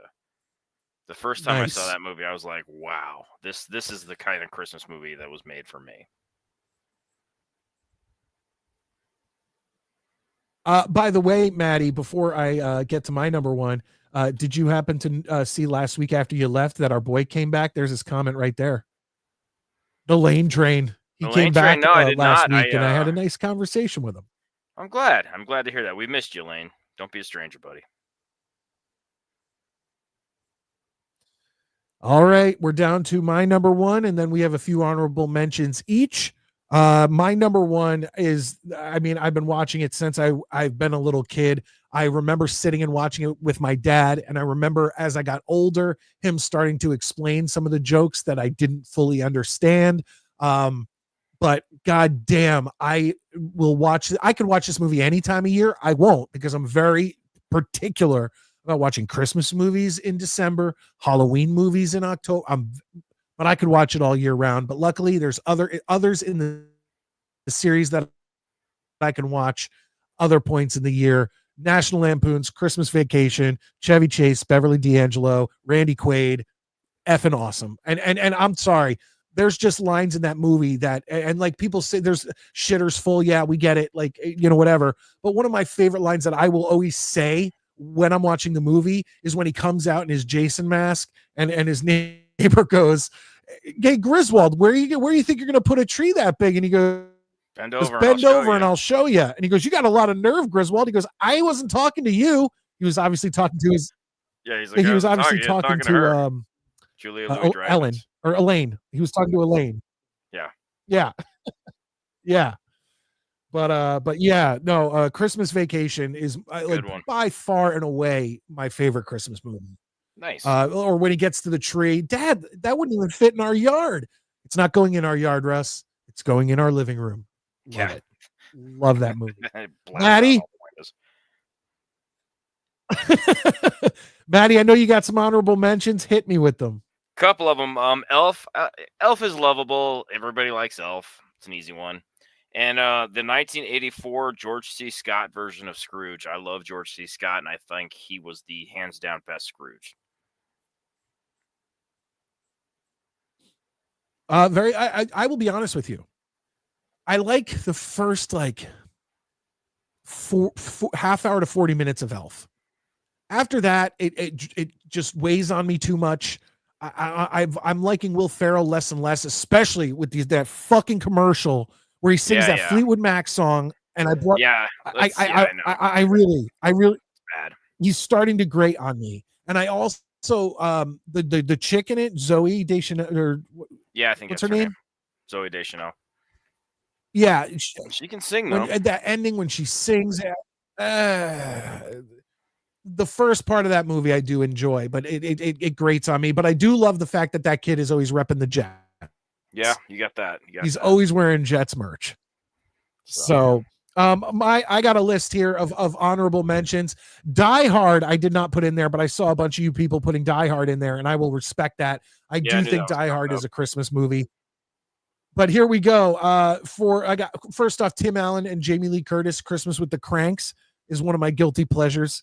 Home Alone 2, which did not make my top, but President Trump's in it. Tim Curry's in it. You can't go wrong with that. And then I watched this one today also, the original Silent Night, Deadly Night. Classic. Which it was banned all over the world when it first came out, because literally every 5 minutes there's tits in the movie, which is not a problem. That's a great thing. And then Krampus, the same director, Michael Dougherty, who did Trick or Treat, did Krampus, and I really enjoy Krampus. And there's a lot of great actors and actresses in Krampus.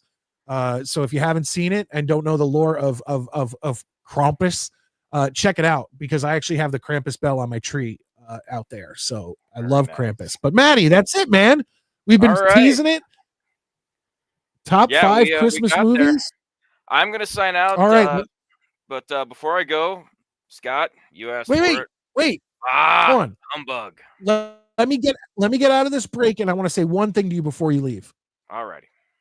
All right. All right, ladies and gentlemen, we'll see you on the back end. We'll see you in about 10, 15 seconds. This is the end of the intermission report and Mike and Maddie's top 5. Let's all go to the lobby. Let's all go to the lobby. Let's all go to the lobby to get ourselves a treat. Delicious things to eat. The popcorn can't be beat.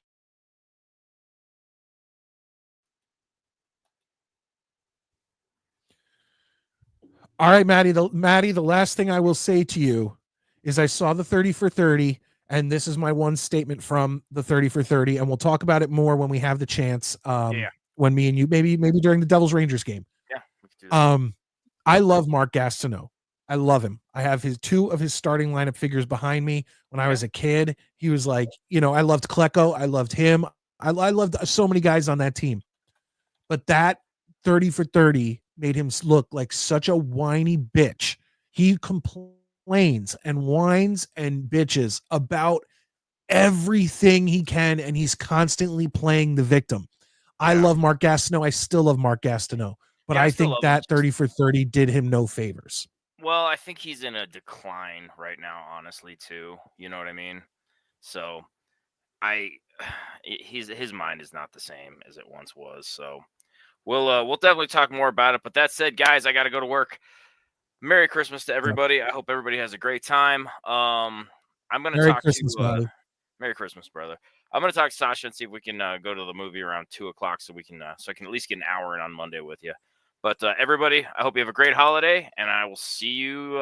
If you don't tune in Monday morning, we'll see you on next Saturday. So good night. Have a good night, Maddie. And a big Merry Christmas to my brother from another mother, Maddie. I really hope he enjoys at what time he can. And once again, great dad, because he's working. He's he's putting in that work. But I hope every minute he has with his family and his daughters is awesome. And like I said, hopefully Monday, folks, 1 p.m. we'll be covering the Devils Rangers game. Once again, it's going to be more like this show. So the score will be on the bottom of the screen. We'll react to goals, things like that. But it's going to be more of shooting the shit. We'll talk maybe a little bit of the Jets 30 for 30 and all that stuff. But right now, I got to bring back in Murdog. We're going to get to your calls. We could talk some of the 30 for 30 if you'd like. But what I want you to do while you're in here, I'm loving these numbers, guys. Hit the thumbs up if you haven't. Please, it's free. I love the super chats. I love the channel memberships, gifted channel memberships. If you could do those things, it's our Christmas show. Please, send them our way. Support the show. But the free thing to do, just hit that thumbs up. Let more people know that we are live, and subscribe if you haven't. If you're new to the channel and you're enjoying what we're doing, like I said, this show is not like many other Jets shows where I'll come and give you the plot of the Friday the 13th porno parody and tell you how the Jason character kills people. hey, it is what it is. All right, ladies and gentlemen, we're going to get to your calls, but first, let's bring Murdog back in here. How you doing, Murdog? Good to see you again. You got some top 5 Christmas movies that you can think of off the top of your head? Well, we did this list like 3 weeks ago when we did the songs. We did the Christmas songs. Yes, we did. Yeah, we did. We did Christmas. No, we did Christmas songs. Then we did Christmas television specials. Yeah, which are different than movies. I wrote them down when we did the Christmas songs. We were talking about doing the movies, and then you said no, we're going to save it for this week. But I already made the list, so then we transitioned into doing the songs. So I already had the list for like 3-4 weeks ready to go. Oh, okay, terrific. Yeah. So my number 5 was Just Friends with Ryan Reynolds. It was another girl. It was like a girly one that you were making fun of Maddie for have. But I had my own girly movie. Oh, he said love. What did he say? Love Actually. He said Love Actually, yeah, and you like yelled at him, sent him to his room for being a beta.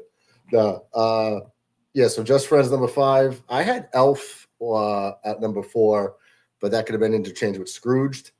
Number 3 is the original Home Alone. Number 2 is National Lampoon's Christmas Vacation, and number 1 was 100% Die Hard 1, the original. Yeah, that is a Christmas movie. 100%. Yeah, no, I agree.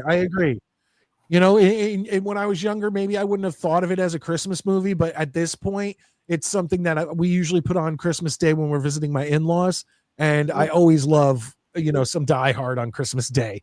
It's always good. But we got a super chat. Hell fucking yeah. Here we go, folks. John Radcliffe gets the Jets chant. Jets.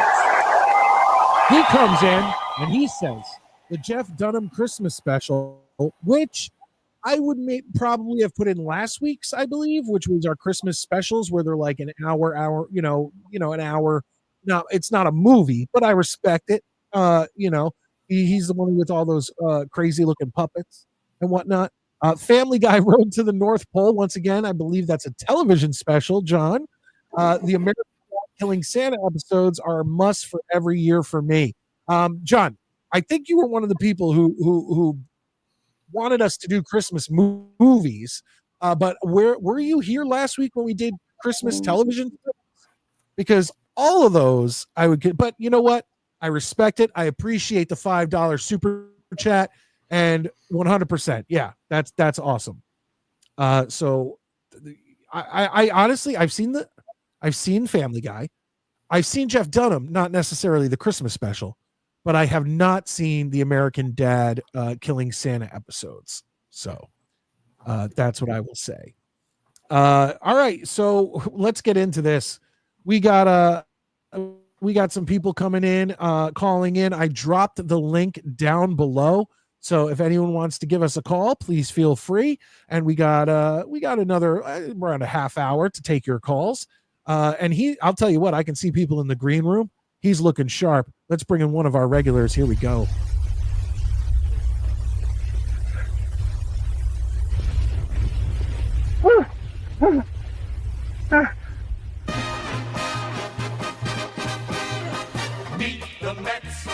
Meet the Mets.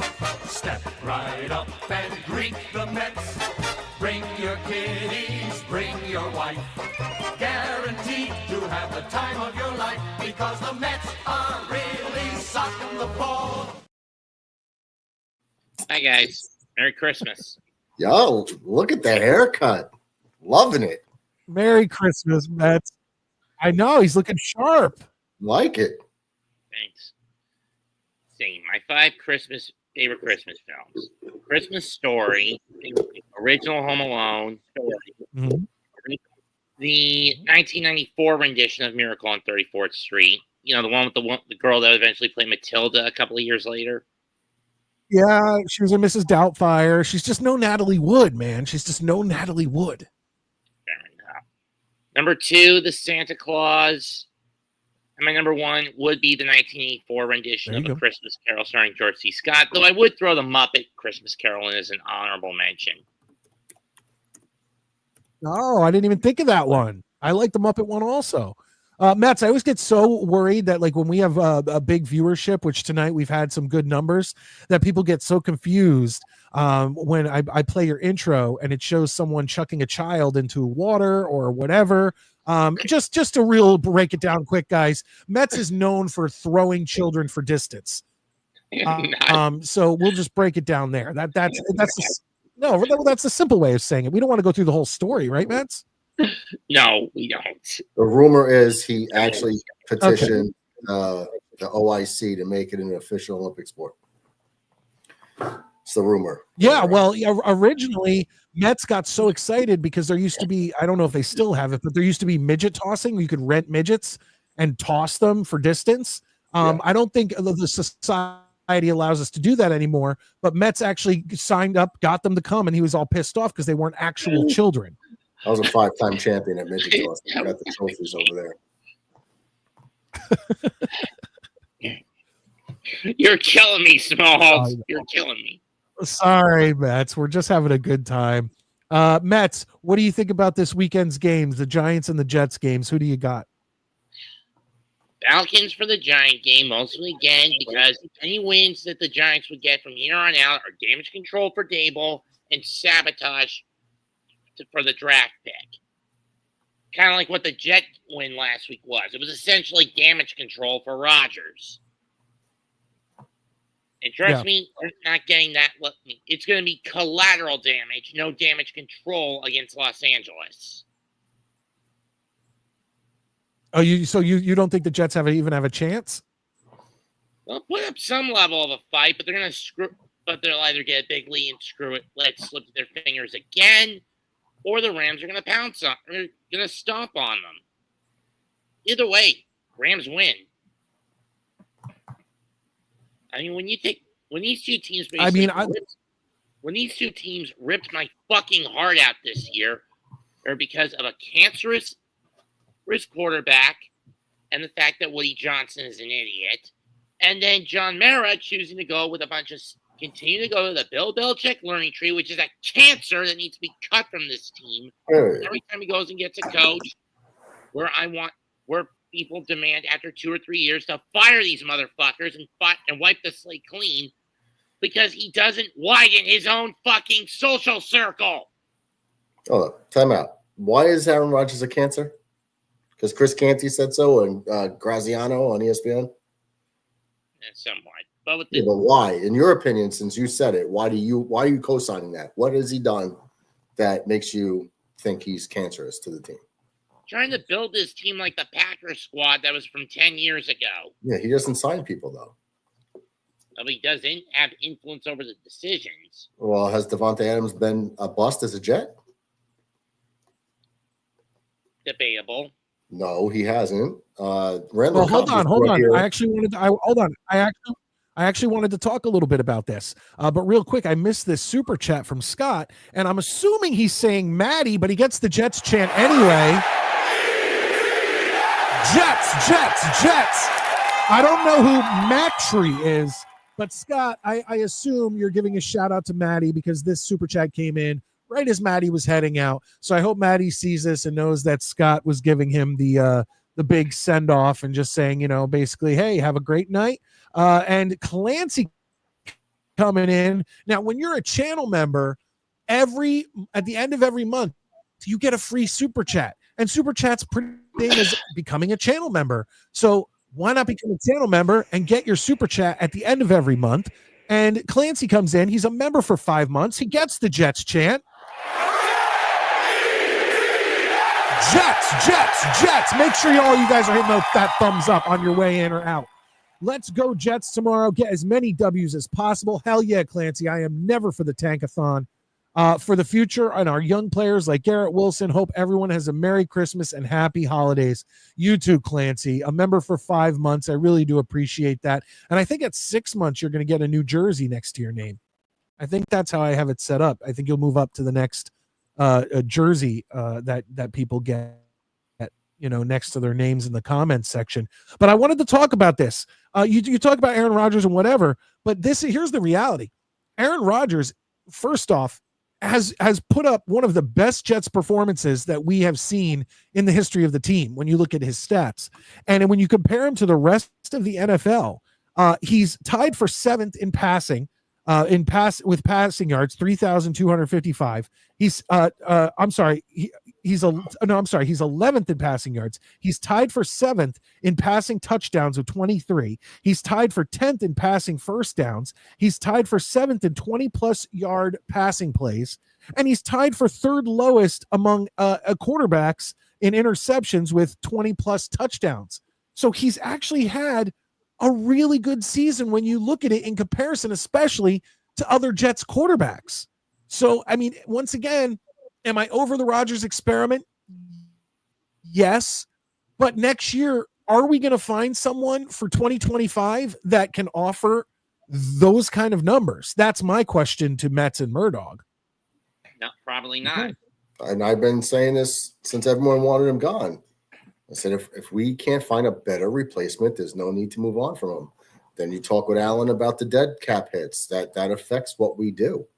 He has been a good quarterback. He got hit so often in the beginning of the season where we were like, he's probably playing hurt as usual. We couldn't protect him. Once we start giving him a little bit better protection, he starts moving the ball downfield. I mean, he can't stop wide receivers, which I've never seen ever, have full starts. And then all the full starts from the offensive line, all the penalties. They're not on him. How come they're not getting the play in on time? How many delay of game penalties? Well, and all the drops. We lead the league. Our penalties almost in drop passes. Our penalties have destroyed our season, killed drives, killed drives, fumbles here and there. The field goal kicker that cost us 3 games. A lot of it hasn't been his fault, but he is getting the brunt of the criticism because he's arrogant. So what? He's arrogant. Who gives a shit? How many starting quarterbacks are arrogant? Most of them. No one complains when the wide receivers are divas. Oh, they're just wide receivers. It comes to the territory. He's a Hall of Fame quarterback. He doesn't get the same deference. He is better than most that we've had in our careers as Jet fans, and I don't really see a way to replace him with someone better next year. The plan should be to groom a quarterback like Travis Taylor, give him a shot in 2026, or draft a quarterback for 2026, but he should be the quarterback next year without people going crazy over it. He's probably our best chance. Cleaning up all of our real quick, Scott Foster getting the Jets chant here. Jets. Scott Foster with $1.99. Thank you so much, Scott.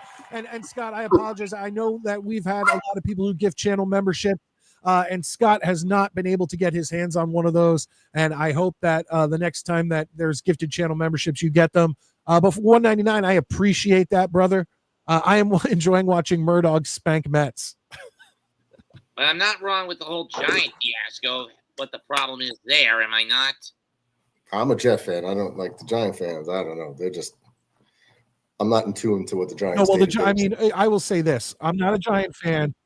No, I'm not a Giant fan, but I'd rather be in the Jets predicament than the Giants predicament, if I'm being honest. I think the Giants, it's a big problem with what they're going through. I'm more in tune with keeping tabs on that Raider-Jaguar game tomorrow just for the draft pick. Now you sound like a Jet fan. Well, no, that yeah, welcome. Late season. No. I know you're saying for the Giants. But yeah. No, we get it. But let me ask you guys this. There's 3 games left on the year. Okay. How many more touchdowns does Aaron Rodgers throw for in those 3 games? What do you think? Well, 7. He should, roughly 7. He should have a couple. If they're playing from behind tomorrow, they should be throwing the ball more. Unless they get a lead and they try to play ball control, but assuming the odds that they're playing from behind, he'll be throwing. I say at least 2 a game. So, yeah, I'll be with Mets on that, like maybe 6 or 7 for sure. Oh, by the way, Mike, your thoughts on the Yankees getting Paul Goldschmidt on a short-term deal? I mean, well, what do you think, Murdoch? For me, the Yankees, when they lost Soto, to me, it's like they're trying to they're trying to grab as many people as they possibly can, which I respect, because it's like they're still, the American League is still wide open for them to take. So do what you can to build the team. I think the more competition is over, obviously, in the National League with teams like the Dodgers, the Phillies, and the Mets. I think the Yankees should have a clear road to the American League Championship and most likely the World Series. But I think they're just trying to make whatever signings that they possibly can to improve their team, and I respect that. They blew it on Soto. Okay. All right. So so Arenado's out there, right? He blocked the trade to the Astros. I could see them trying to swing a trade for Arenado, having the Cardinals do basically the same deal, that eating the salary, and shifting Chisholm to second, because Glaber probably won't be back, and Chisholm will probably be better off at second base. So that solves second and third base. But wouldn't that mean the Yankees will also eat the dead cap that both the Rockies and the Cardinals are eating right now? Well, they had the trade, right? They were trading Arenado to Houston, and he said he blocked it. So I think they were eating like 59 out of the 64 million remaining on the contract.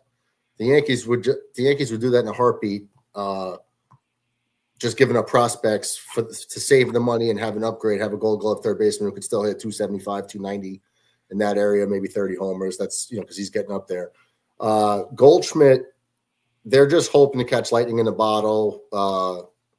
Good opposite field power with a short porch in right field. Good. He's just an all-around good player. He's just older.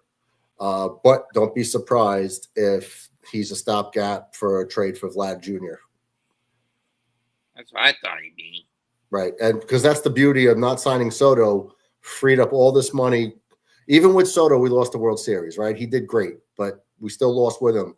We lost because we have so many holes beyond him and Judge. And we need guys that can get on base. And I've been crying about this for years about the Yankees, is I'm tired of playing for the 3-run homer. You look at their average and on base percentage, and everybody's hitting between 210 and 225. You can't win like that. And they didn't. They advanced in a weaker conference, with the AL. And, they didn't have timely hitting in the World Series, and they gave up big homers at the end. But take that Soto money and fix all these other holes to where you're not relying on the 3-run homer and Soto and Judge to win every game. So now hold on. Now let me bring this up. The reason I want to bring it back to the Jets real quick is the reason I asked you guys how many more touchdowns you think Aaron Rodgers would get, and I'm leaning more towards 6 than 7, because I'm thinking maybe 2 against the Rams, 1 against the Bills, 3 against the Dolphins, or 2, 2, and 2. Something along that lines.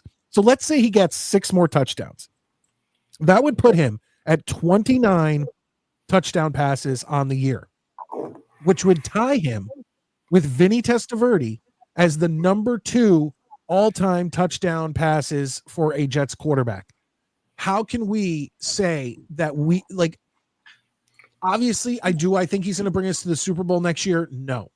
But you can't, at this point, it's hard to say no to a guy who I hold Vinny Testaverde in such high esteem, because he's the only guy I've ever seen play the position of quarterback. I mean, Kenny O'Brien had his days, but for me, it's like Vinny just dominated that season. He threw for 29 touchdown passes to 7 interceptions in 1998. Okay. Rodgers right now is at 23 touchdowns to 8 interceptions.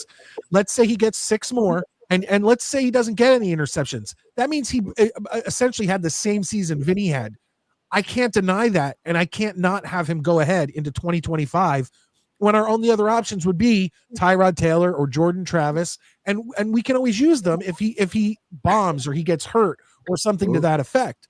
But it's like for 2025, if we want at least, unless we want to do a complete rebuild and just blow it all up. But what's the point when we're still going to have guys like Brees and Garrett, and we could bring back Devontae if Aaron's coming back? What's the point? At least have an exciting season, possibly.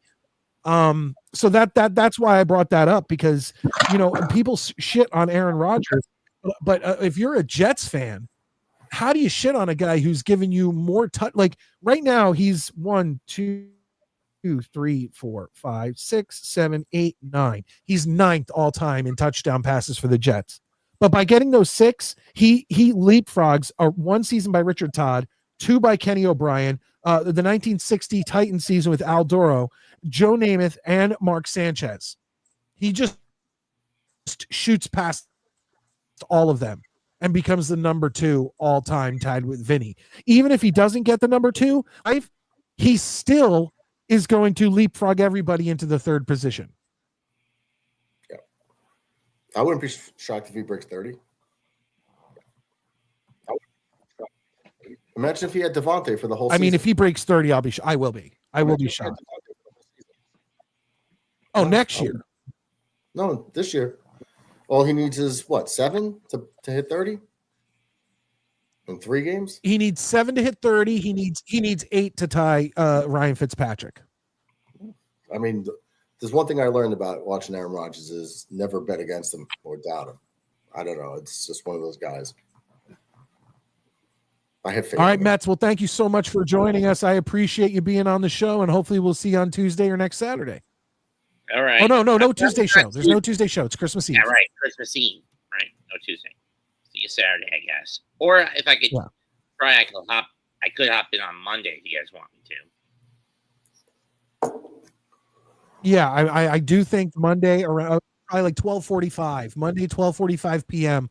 We'll be doing the Devils Rangers and just kind of shooting the shit. It's not going to be a play-for-play coverage of the game, but yeah, it'll still be a fun time. Okay. Have a good one, Mets. I can do. So later haircut. Nope. That was a good haircut. I liked his haircut. Big haircut. Really, that's what we're gonna call it. Yeah, it really brought out his ears. No, he looked good. I know. And I can't judge. I got nice big old ears, so I can't judge the ear situation. All right. Our last guest of the show.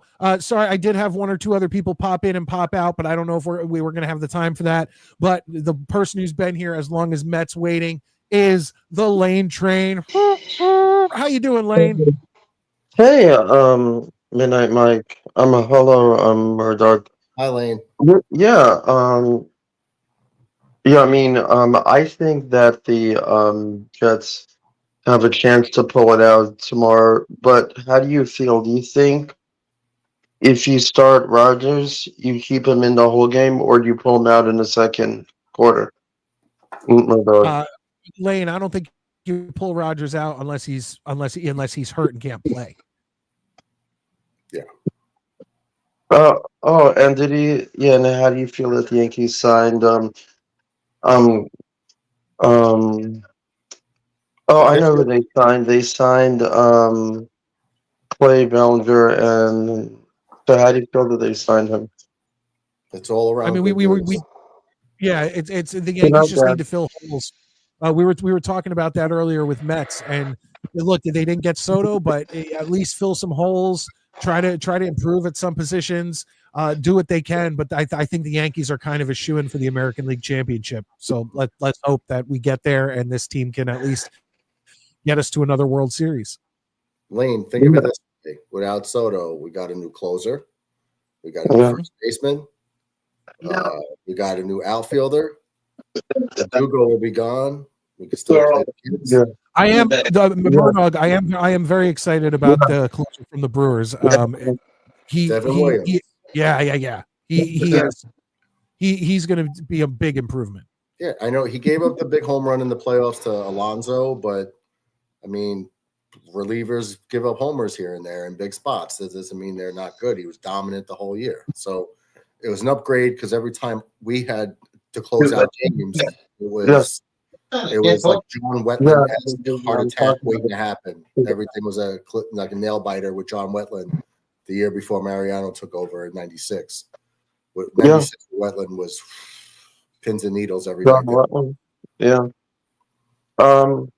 And did you just hear the news that we just lost another player? Henderson died? Ricky Henderson died. Yeah, we talked about it earlier. We lost Ricky. He was on the Mets and stuff. He got on the Mets. And A's. He played on everything. Lane, I'm telling you right now, I grew up like that. Those Yankee teams I grew up watching were Ricky Henderson and the Winfields and the Mattingleys and that was the Yankee team I had as a kid. So rest in peace, Ricky Henderson. He was so fast. Yeah, and then he was so fast. On the other hand, getting back to the Jets, I don't know what you do after this year. There's only like 3 games left that the Jets have. Can you win them all? I don't know. I mean, you have to see. Of course we can. It's a long shot, but of course we can. Yeah. But yeah, anything is possible in the National Football League. Yeah.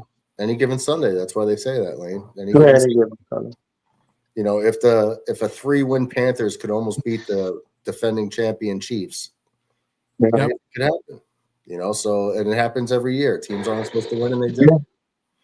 Lane, when are you going to come on my Jets stream and watch the game with me? I never. Well, I go to it, but then it's always busy though. No, it's usually just me. Oh yeah, and I got a. I'm sorry. Were you talking? No, I was inviting you to come hang out and watch the game with me, and we just like watch the game and talk about it as it happens. Yeah, I know. I checked out Bobby So actually today the second time. It's good actually. I like his new set. He has cool. What is Bobby coming from an official studio now? Like he has like ESPN. Like Bobby does Bobby have a desk with like a screen behind him with scores, all that great stuff? No, just it's in his house. I'm just talking. Oh, it's just the orange chair and the lamp. The orange chair and the lamp still. Yeah, so his brother came in actually, believe it or not. Oh, nice. So I got to see him for a sec. I didn't know he had a brother looks like him. That's usually how it works. So, anyway, yeah, I mean, okay. So, how do you feel about the Giants for week 6? I mean, week 16. I think they're going to get beaten up. They're just bad. There's only like 2 more games left after. So like it felt like it went fast, actually, honestly, for them, fortunately. Like there's no playoffs. So, I mean, now what am I gonna do? There's like teams I'm gonna be like bored watching other teams I don't even know. Well, that's just how it is being a Jets fan and maybe even a Giants fan. It's once the playoffs hit, you just have to find other teams to latch on to and root for them. Lane, as a Jet fan, anyone but the Chiefs. Anyone but the Chiefs or the Bills. Fuck the Bills. Sorry, T-Dobbs. Sorry, some of you Bills fans. Anybody but the Chiefs and the Bills, and I'll be happy. Metz's haircut was nice, actually. He looked different now. It was good. I didn't even recognize him. What happened? He took a thing and just trimmed it down. Well, I think he probably went to a barber. Yeah. Well, Lane, it looks like you got the laying down on the couch haircut. No, I haven't gotten a haircut in a while. I'm just growing it out. Were you just laying down on the couch earlier? But yeah, I can tell because I get the same thing in the back of my hair where it's see that? You see when he turned his head in the back? I get the same thing when I lay down on the couch. Yeah, I mean, I'm just upset about the way the Jets played this year. I mean, they could have done it wide. I mean, they could have done better. They just didn't have it. And same as the Giants. I mean, I don't know. I mean, what can you do? What can you do? And I'll tell you, the Giants, I don't think ever really had much of a shot this year, but the Jets sure did, and they blew it. So because of Aaron Rodgers' fault. Lane, are you a Giants fan first? And then Jets? Yeah, I've always been a Giants fan. Okay. Well, there you go. There's nothing territory for you then, huh? Yeah, there's no show on Tuesday. No show on Tuesday. Because actually, the first night of Hanukkah. Yeah, I mean, the Adam Sandler Hanukkah song is so funny. Oh well, so you're celebrating Hanukkah? Yeah. And I like Alex. And that starts what, on Christmas or the day after Christmas? What I like latkes, so it probably starts on the same day. Actually, believe it or not. Yeah. Well, Lane, my wife makes incredible latkes. Now, it's because she used to nanny for a Jewish family, and we were Really? really close. We were really close with them, and they said, "Hey, would you mind?" It was one of the nights of Hanukkah, and they asked her to stick around, and they had her. She made the latkes, and they invited me and a bunch of other people. And their old Jewish grandpa came in, and he started eating the latkes and said that they were one of the best latkes that he ever had in his life. And so now every year around Christmas time, I have my wife make her latkes because they're just so banging. I don't care if you use sour cream, applesauce, whatever. I love latkes. They're so good. I like applesauce with it. Sometimes I cook them. And it's so cold out. It snowed as a surprise. I saw white stuff this morning. I said, that looks kind of surprising. I don't know that it snowed. It's probably going to be cold tomorrow for the game, actually. Oh, it's definitely going to be cold tomorrow. We got a little dusting of snow here. Yeah. Where are you now? Oh, wait, where are you? I'm on the shoreline of the Long Island Sound on the Connecticut side. Are you going to go to the Jets game tomorrow or not? No, can't make it. I got a bunch of stuff I got to do tomorrow. I don't want to. How far are you from the Jet Stadium for MetLife? I'm on. I don't live in New Jersey. I live in. You're in Long Island. Yeah, so I live like more near Queens, actually. Oh, nice. I grew up in Queens. Yeah, I mean, I don't live that far from Queens. It's like near where the cold City Field is now. It's so cold, probably at City Field. Well, there you go. Oh God, I can't wait to be there again. Get you to a Jet game. Yeah, I can't wait to be sitting at City Field. Can spring come any more faster? It's like slow. But hey, it's going to come quicker than you think. It's going to come quicker than you think. Before you know it, football season's going to be over, and those pitchers and catchers are going to start reporting. I think they start in 56 days now. I'm counting down to when they start for both of the teams. Side note for Clancy in the chat.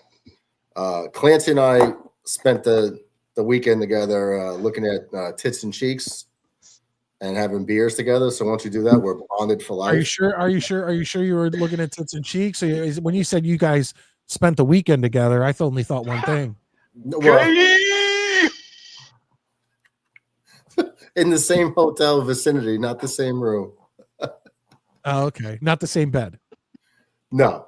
Same floor, different rooms, but we traveled to and from the games together and hung out at the Jets meeting. Okay. But we're talking about this year, the Tampa Bay Rays had their damage during the hurricane. So they're playing all of their regular season games at for the first time.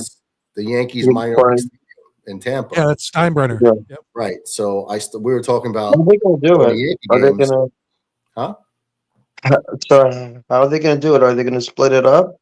No. Well, their home games are going to be at George Steinbrenner Field in Tampa, the Yankees spring training complex.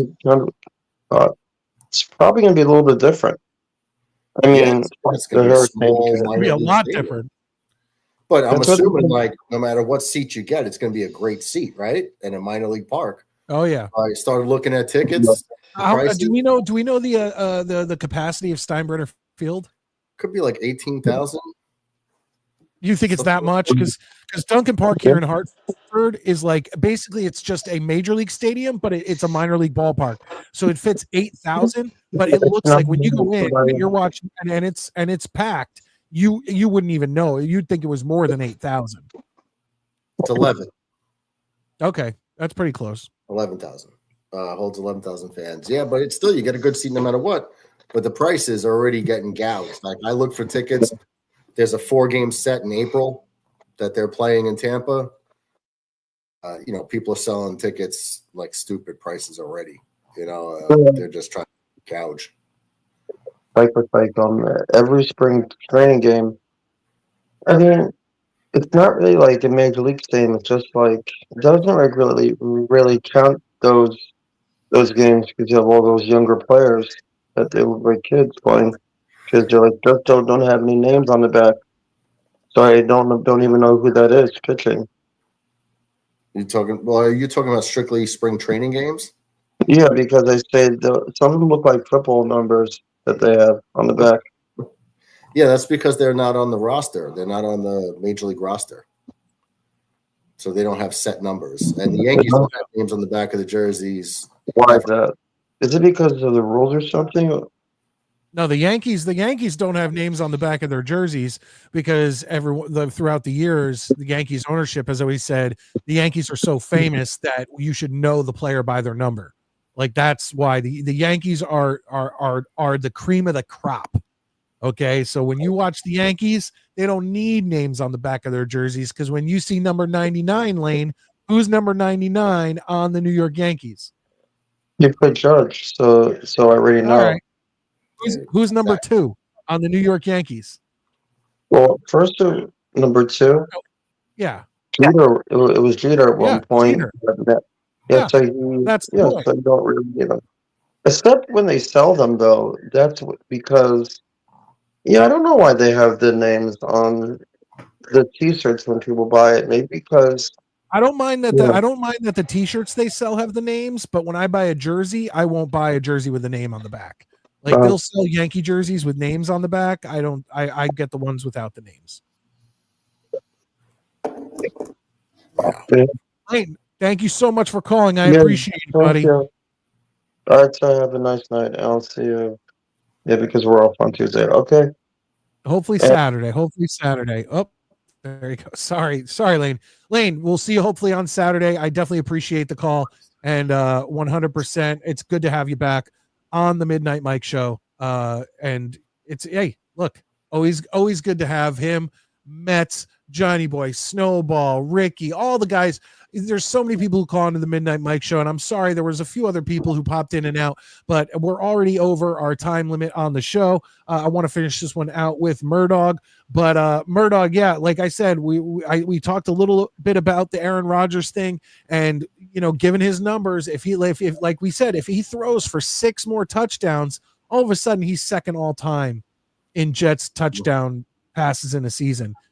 And you can't just say no to that next year, especially with the other options. Now, if he comes in next year and he's not playing well, I have no problem him being on the last year of the contract, going to Tyrod or going to Jordan Travis, seeing what Jordan Travis has. But that should be the plan. Yeah, you cannot go into next season I will say this. I said, I'm done with this Aaron Rodgers thing. Fuck it. I'll go in next year with Tyrod and Jordan Travis. And I still would. If Aaron doesn't want to play, I'm okay going in with Tyrod and Jordan Travis. But if Aaron wants to play, now looking at his numbers and looking at his yards and looking at his touchdowns and looking at his interceptions and looking at how many, like we talked about, how many fucking drops Jets receivers have had and how many games we lost because we missed a fucking kick. Clancy pointed it out, 29, and that's third in the league. That's it. Yeah, it is what it is, and he gets all the blame. He can't run with the Achilles injury. I've seen him evade sacks. I've seen him. Well, you really love Clancy. Well, he put in the chat.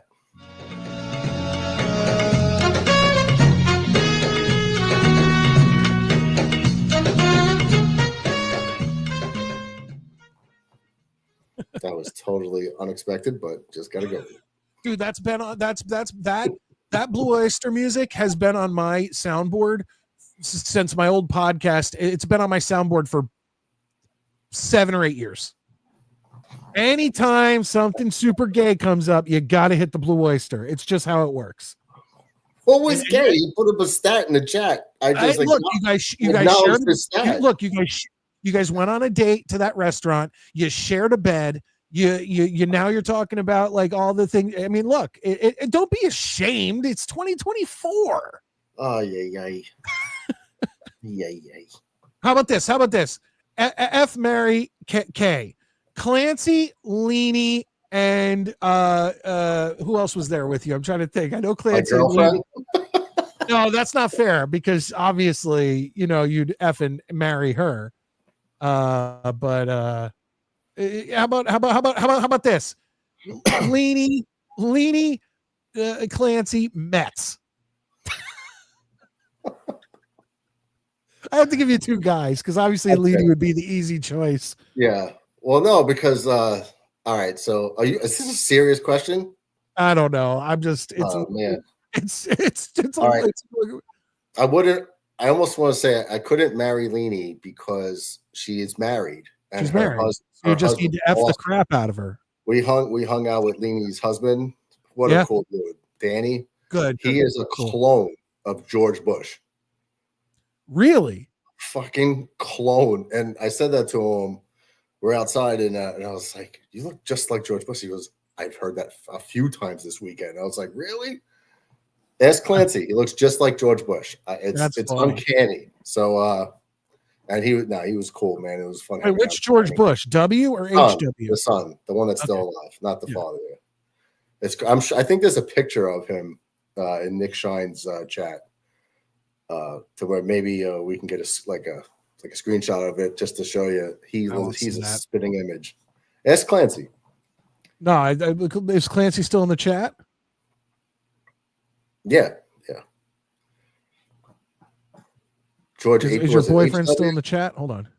He's George H.W. I think the father, like Herbert Walker. No, I think the father was Herbert Walker, and the son is just the father was Herbert Walker, and the second one was W.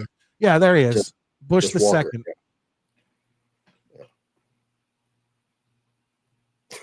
Wow, we're getting really saucy here. Murdoch is just waiting for his boyfriend to come over and take his asshole. Holy crap, we're getting hey, but this is what you get, man. This is free speech. This is what our show offers that other people's shows don't offer. We let you come in, say whatever you want, no matter how nasty, how dirty, whatever. If you're a fan of another team, this is America, baby. This is America. America, fuck yeah! Gonna save the motherfucking yeah. Thank you, Poppy. Oh God, great show, guys. Thank you, Poppy. I appreciate that. I hope you enjoy how off the walls this fucking show goes. Yeah. Oh boy. I love it when my asshole's the topic of conversation too. That's fucking glorious. Yeah, no, that's where this. Hey, how many shows talk about Murdoch's butthole? Not many, but the Midnight Mike Show takes care of it. And Stack, remember Lazard was hurt. Yeah. If Lazard wasn't hurt, he would have hit the stats that I predicted at the beginning of the season. I'm just pointing that out. How far away is he from hitting it anyway? Mikey, how far away is he from hitting it? I don't know his current stats. Are you subtracting? Okay, this is what I predicted. I said that he would get. I predicted he would get like 70. I think I said 7 touchdowns and over 500 yards. He's he's 70 yards away from 500 yards and 2 touchdowns away. So I think he could still feasibly hit the yards I predicted. I said he was going to be a very serviceable wide receiver 3, and everyone laughed at me. As a matter of fact, I was on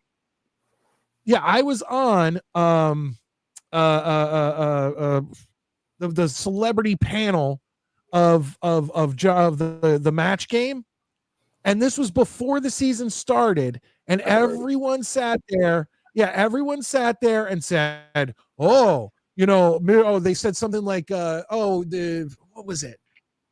The question was something like the something king, and everyone, Jake Asman and Matt O'Leary, and everybody was saying, the drop king. I had something different.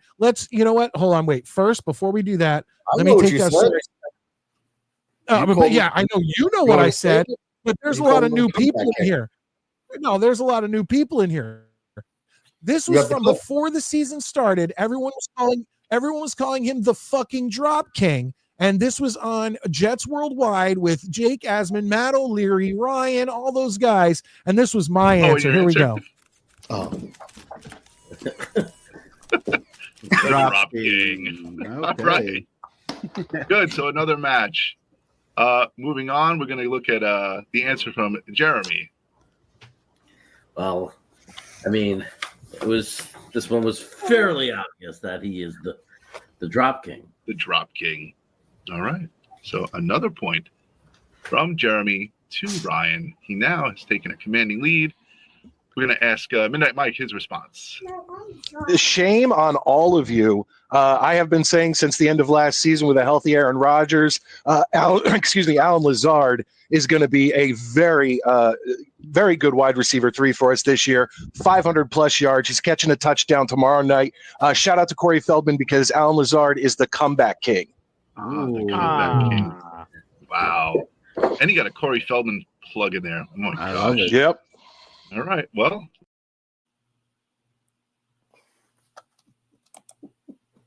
you breaking out. And did you see even GM Joe Douglas had no faith in Alan Lazard and called him the drop king. Now, yes, he's had drops, but he is exactly what I said he would be, a legit serviceable wide receiver 3. And without those injuries, he would have blown 500 yards out of the water. I saw him drop a pass last week. And don't talk to me about that. I saw it, and since I was like right on the 50, second row back, I saw everyone's like reactions that the TV doesn't see. And he like walked off the field by himself, and they were just like, it was just like, you're such a dick. Drop everything. Like, I got that feeling. He walked off by himself. No one came up to him like, hey man, get the next one. No, they're just like, fucking, here we go. That's Even the bullshit. catches, he bobbles catches that he makes. I So know, but look. I made a prediction and I was right. And yes, he's dropped some balls, but no one can deny that he was a very serviceable, especially if he was healthy. If he was healthy, we're looking at almost 700 yards this season. So that's all I'm saying. Scott Foster comes in and says a lot of shows talk about Bobby's butthole, Bobby's balls or nuts, and Bobby's sweaty scrotum. Yeah, that's true. That's been brought up. Several times. Your boyfriend comes in, says, I thought you said 505. Yeah, no, I forget what I said. I said 500, but then me and Maddie, I keep getting confused because I made a deal with Maddie that if Lazard went over 600 yards and over or 8 or more touchdowns, I'd buy us both a Alan Lazard jersey. So he's not getting to that. That's not going to happen. But I think originally I said 500 yards and 5 or 6 touchdowns. I don't remember, but it was there. It was there. And, it sucks that he got injured. And I still, to this day, don't even know what the fuck that injury was, Murdog. He got hit in the chest or something. Yeah, it was a chest injury. Yeah, something like, I don't know. Like, I don't think they even explained it. Just said like upper body or chest injury, like a hockey injury. Like, they don't explain it in hockey. Oh, he's got a lower body injury. Like, what? Well, what is it? Scott, I think we found that out tonight. Wow. Anybody in the chat can help me here? Anybody going to back up Murdog on this one? He's a ladies' man. Is Murdog going to be on Monday? I don't know if he decides to pop in. Like I said, we're doing Devils Rangers. He's our Islander guy. So I don't know if he's going to pop in. He's, of course, welcome. It is what it is. Mike's the best. Thank you, Kim. Not only a channel member, but also a channel moderator. Thank you, Kim. You're the best. I love having you guys in here. And I hope you guys know that me and Murdog have stuck around a little longer just because it's the Christmas show. And, I don't know if Clancy's behind. Mike watches Friday the 13th porno videos. I did it for research. I was doing research because, like I said, on the Midnight Jury, I'm trying to figure out when we reboot this and bring it back in January, how are we going to, now we're going to do a bunch of pop culture 80s and 90s movies, but I want to know what series to start with, like horror wise. So it's like, I'm debating between Scream, Friday the 13th, and the George Romero of the Dead movies. So I was doing a lot of research and watching some Friday the 13th movies, and it came up about this porno, and it was one of the most bizarre things I've ever seen. I'll be honest. I could picture you watching that porn today with your Jets Christmas jersey and just that alone, like vivid. No, I watched it too. I watched it 2 nights ago. In that sweater, that Jets Christmas. No. Not in this. Yeah, no, I get it. Research.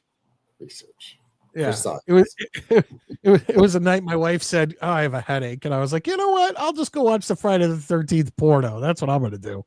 Scott has an idea for my next costume. What's that, Scotty? Oh, I mean, we got Hogan, we got Hollywood Hogan, we got Savage. What are we going with next? You had Mr. Bones. Murdoch, I'm telling you, you had something that you were going to do on Jets Worldwide and on a random other show. I'd love if you could. I know you have all the stuff for it. I'd love for you to come on in that costume that we were talking about. I just don't know if enough people would get the reference. Like I feel like we'd have to have her on to get you on as that character. Bro, that would have been like I had it all ready. That one would have been probably my best one yet. We got another super chat in the house really quick. We are going to end this soon, folks, but we're just having a good time tonight. Jets. And please, guys, Scott and Valerie, and a lot of you guys are kicking ass with the super chats and channel memberships. But what I want you to do is hit that thumbs up. Okay, on your way in, on your way out, hit the thumbs up. Scott comes in. Mike, watch Backdoor Santa and report back. All right, hold on. You know, if enough of you guys subscribe to my channel, maybe one day I can get super chats too. That's also true. And I always try to promote the Jet stream. Guys, seriously, it's not that hard to go and hit a subscribe button or hit a like button for his channel. It's free. And it just helps him out. And look at how much work he does on the Midnight Mike show. You know, he did tons of work for Jets Worldwide. Help his channel out, support his channel out. It's _Jet stream on YouTube. It's easy to find, folks. But hold on, I got to write this down, Murdoch. Backdoor Santa. Yeah. I'll try to report back. I think that was maybe I can report. I have an idea where this is going. I think that was Jenna Jameson and Peter North. I like Jenna Jameson. She was quite gorgeous back in her day. I was know that. Hey, like, how much porno do you watch? I got sources. And they'll be like, "Oh, Backdoor Santa, that's Jenna Jameson and Peter North." I got sources, bro. I was about this close away from Jenna Jameson's vagina. And no, you weren't. Yes, I was in the Hamptons. It was one of those. It was one of the ones you buy, the pocket peas. No, she was dancing on a speaker at an outdoor. You know, you ever go to the Hamptons? To the clubs? I mean, I've been like once or twice. I don't have a house there. So if anyone knows the Hamptons, way at the back ass crack of Long Island, well, the top, you know, the tippy top. Well, not it's Montauk, but you know that area. They have like outdoor bars in the afternoon, and then they have clubs indoors at night. So we were getting shit faced at an afternoon club, and she was there and dancing on a speaker, and I was right next to the speaker, and she was dancing, and she just had her shit out, and she was like dropping it low, and when she dropped it low, I was like shaking hands with her labia, and it was like now she's had a lot of P's in her V. Was there a uncomfortable stench, or was everything good? No, I was just like in shock. Like, I can't believe I'm that close to that, you know, like those curtains. And those curtains. Yeah. Clancy, channel member Mike had to try out the scientific method watching that video for research. And I will do the same for Backdoor Santa, and I will report back. Here's the costume. You think you could pull off China? That voice is hard to do. China would be rough. I mean, I could probably swing the outfit, but you guys want to see me like a tube top? No, but I also feel like you would need to shave. Yeah, maybe. I don't know. I don't know if I could pull off China though. That would be. That's asking a lot. I don't think that would. There you go. You won't even have to. Oh man. Nah, like old school China? Nah, I don't know. Come on, nah. China. Well, if you're recent China, then you could just get a skeleton costume. Yeah, right. And that'd be all you need. Murdoch has Rikishi. You think I'm like 400 pounds? Oh man. That's what I asked. That's what I asked, Scott. Like, what was? Yeah, what no, was I this- mean, this I'm saying this close as an exaggeration, but I'm literally like a foot and a half. Like literally, she was probably like right here. Or Well, Murdog, I was right next to the speaker. I will say this to you and to everybody in the chat. And our numbers have been great tonight, guys. Thank you so much for this Christmas special. But I will tell you this. Usually our show gets crazy and off the rails when you stick around past the 11 o'clock hour. And tonight has been no different. So I appreciate all you guys being in here, because this is what this show turns into, or devolves into, whatever you want, whatever word you want to use, when we get past 11 p.m. here on the East Coast. Yeah, it gets a little crazy. But Murdog, listen, Murdog's always live, guys. Go over there at _Jet stream. Check him out. He will be live tomorrow at around 1 p.m., probably a little earlier than 1 p.m., to bring you the New York Jets versus the LA Rams. And I didn't even talk about this. The name of this episode is it East versus West? Where's that from, Murdog? East versus West, like the East-West Shrine game in college football? Oh, no, the exact title is it East versus West? Wow, I didn't know there was gonna be trivia. Is that from a movie? It is. It is from a movie. And you, how about this? How about I not only give you the next line, but then I sing it when I go, is it East versus West, or man against man? Dun, dun, dun, dun, dun, dun, dun, dun, dun, dun, dun, in the burning heart, just about to burst. Come on, if you can't get it from that, forget it. Forget it. Was that the one with oh man, I know that song too. You started singing it and started bringing me back to the 80s. There you go. It is 80s. Think Cold War. Think Cold War. Scott Rocky? Foster with 199. Yeah, Rocky Which one? 4? Rocky 4. There we go. Scott Foster comes in with 199 and says 30 minutes longer and we make midnight. I know. Hey, I was know. Was that the training montage, by the way? That song? Well, there was the key thing about Rocky 4 is that there were like 8 training montages. So yes, but I believe it's the scene when they're flying over to Russia and they play Burning Heart by Survivor. I believe it is. And yeah, is it East versus West? A man against man. Can any nation stand alone? Dun, dun, dun, in the burning heart, just about to burst. Yeah, hell fucking yeah. I'm gonna go watch Rocky 4 before I watch Backdoor Santa. Yeah, and your Jets Christmas sweater with no panties on. No, I'm wearing pants today, but actually there was like later. It was like a week or two ago. I was doing something and I sat down to do stuff and I was wearing a shirt, but I was wearing like my boxer briefs. And my wife came in and I was like, should I just do the show like this? And she was laughing about it. It's because no one would know. No one would know if I'm not wearing pants, but I am wearing pants. As a matter of fact, now I feel like I have to prove it. Except for that time where you I'm wearing these are Halloween 3 Season of the Witch pajama pants. So except for when you spilled soda over your keyboard. Dude, that was brutal. That was brutal. I even after the show, I had to go and like wipe it up because it was going to get sticky. So yeah, I'm sure that's what we're going to go with. It was because of the soda that your keyboard was sticky. We'll go with that. It was from watching Backdoor Santa. Yeah, Backdoor Santa, the director's cut, extended version. More ways than one. Imagine you had to jump up because the soda thing and you weren't wearing any pants. That would have been great. See, exactly. That's why I always have to wear pants. Yeah, you could not be wearing. No one knows. Anyone who does a podcast or like does a video on YouTube, you would never know if they were just sitting there just pantsless. I started deploying this. Do you guys know what this is behind me? These A things? couch? No, I'm sitting on a 1-seat recliner. But do you know what the gray thing behind me is?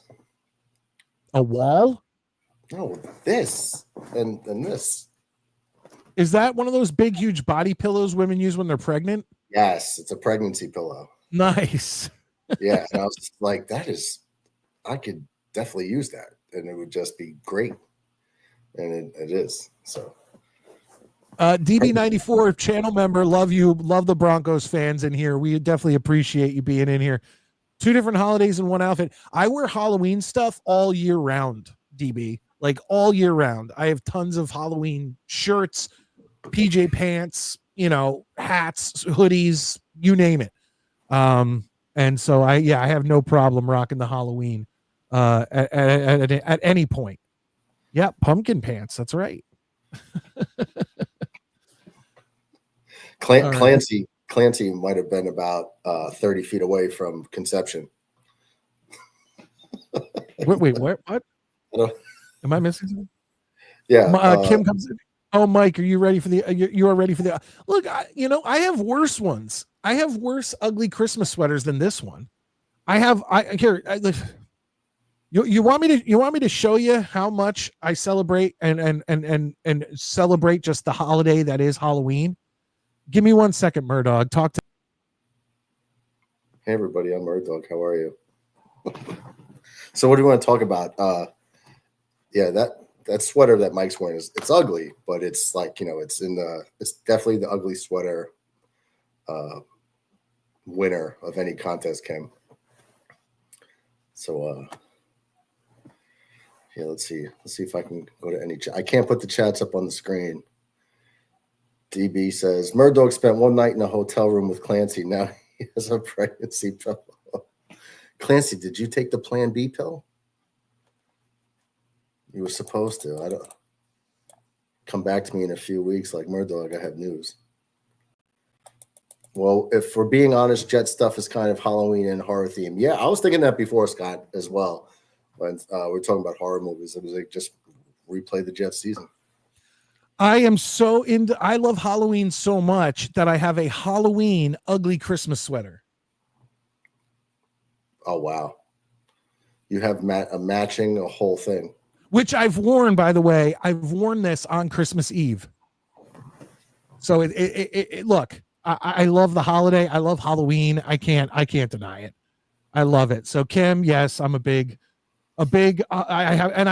telling you, I have a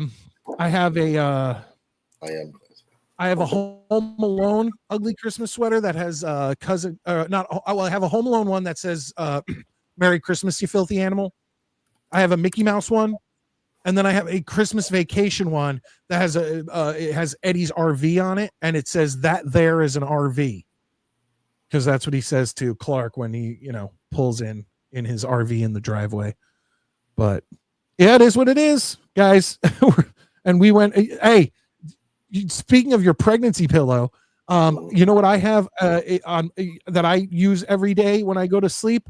Have you ever seen those pillows that women use to hold the baby to breastfeed? They're like U's, kind of. Mm-hmm. But they're very but they're much bigger than the ones you put around your neck. I have one of those that I use because I hate because I sleep on my side, so I hate when my knees touch. Like I hate that for some reason. Right. So I use that pillow to put between my knees so that my knees never touch. I'm the same way. I'm a side sleeper, but I'm a toss and turner. Like I'll end up different parts of the bed. I get hot, so I always have to have my feet exposed so cold air can hit it. Murdoch spent one night in a hotel room with Clancy. Now he has a pregnancy pillow. Oh boy. Well, for being honest, Jet stuff is kind of, that's true. You guys were talking about that when I popped back in. It is what it is. I think we've seen enough. Thanks, Snowball. Appreciate it.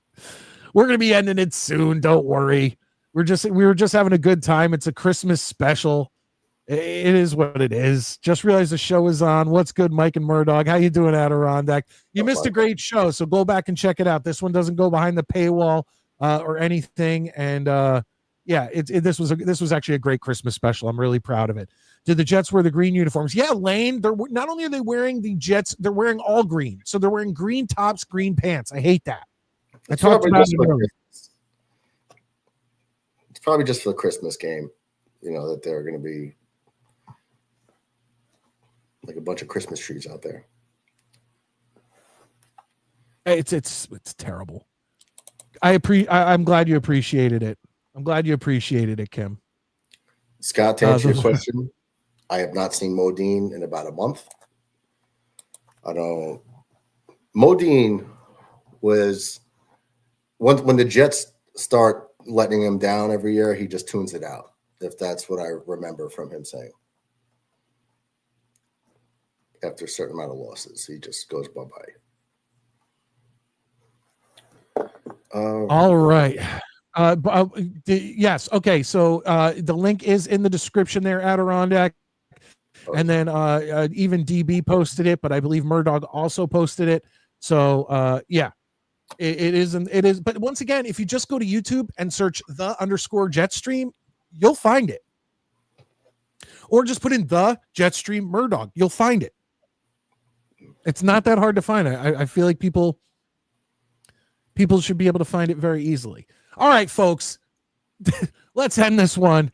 We've talked about a lot of things. We've gone a little off the walls, and now it's over. A 2-hour show has turned into a 2-hour and 40-minute show. So, Murdoch, thank you so much for being on. One last comment here, Kim, because you're a channel member, because you're a what do they call it, moderator.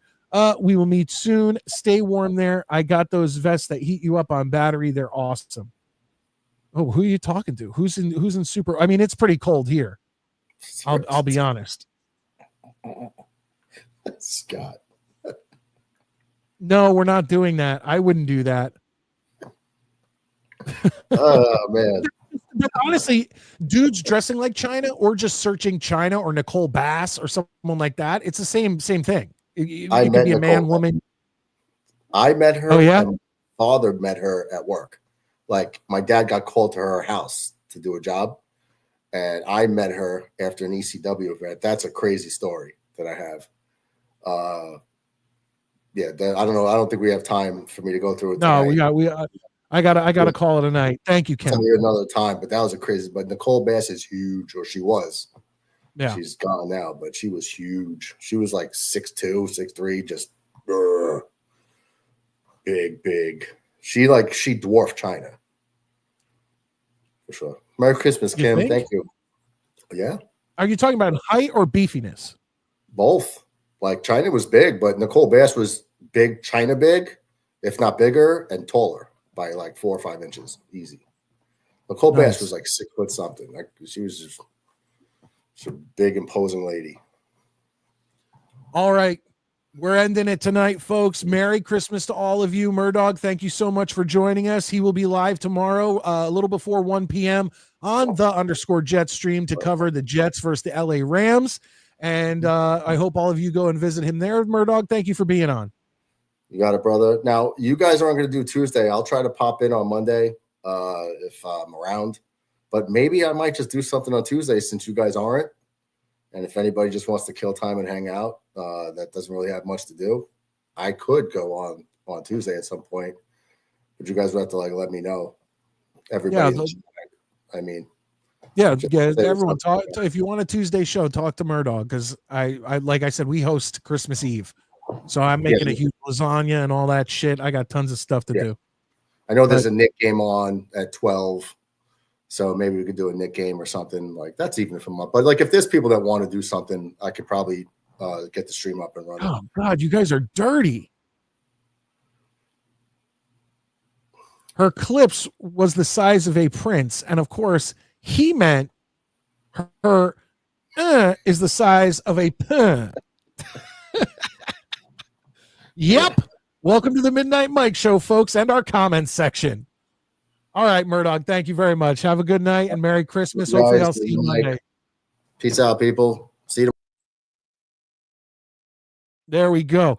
Ladies and gentlemen, thank you so much for joining me here on the Midnight Mike Show. This was our Christmas special, which once again went well over because I love the holidays.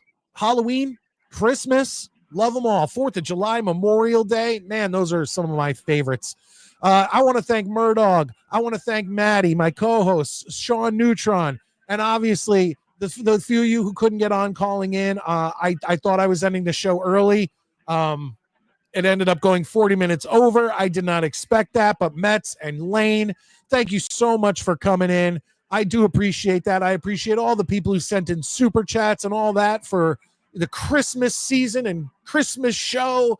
And I will be coming to you live Monday because we can't do Tuesday night. And Murdog may do it, but we can't do it. We have, it's Christmas Eve. I'm making a lasagna. We're actually going to probably make some latkes. You know what else we make? We get this cheese and crab meat, and we mix it together and put it on English muffins. And then you put it in the oven and let it melt the cheese and all that. And then you cut the English muffins into fourths. That's a Christmas tradition around my house, and they're outstanding good. But anyway, I am your late night New York Jets host, Midnight Mike. And I can't wait to see you Monday for the Devils-Rangers game. Talks again, folks, if you're not a fan of hockey, we're going to be shooting the shit just like we did here. It's not going to be me going play-by-play, player-by-player. We'll talk about when someone scores, whatever. But it's going to be just to kind of make up for the fact that Tuesday night we won't be there. So Monday in the afternoon, probably around 12:45 p.m., check me out. Devils-Rangers, Christmas, Jets, all that stuff. I'm Midnight Mike, and I can't wait to see you next time.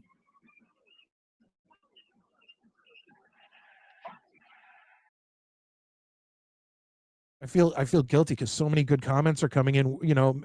Merry Christmas, Scott. Merry Christmas, Kim. I appreciate all you guys being in here. I just wanted to make sure that I got a few of these in here because it's just really nice. It's like we've become this little community, this little family on the Midnight Mike Show, and it's more than I ever thought. More than I ever thought that we would have. Snowball, you got your Christmas wish. We'll end it with this.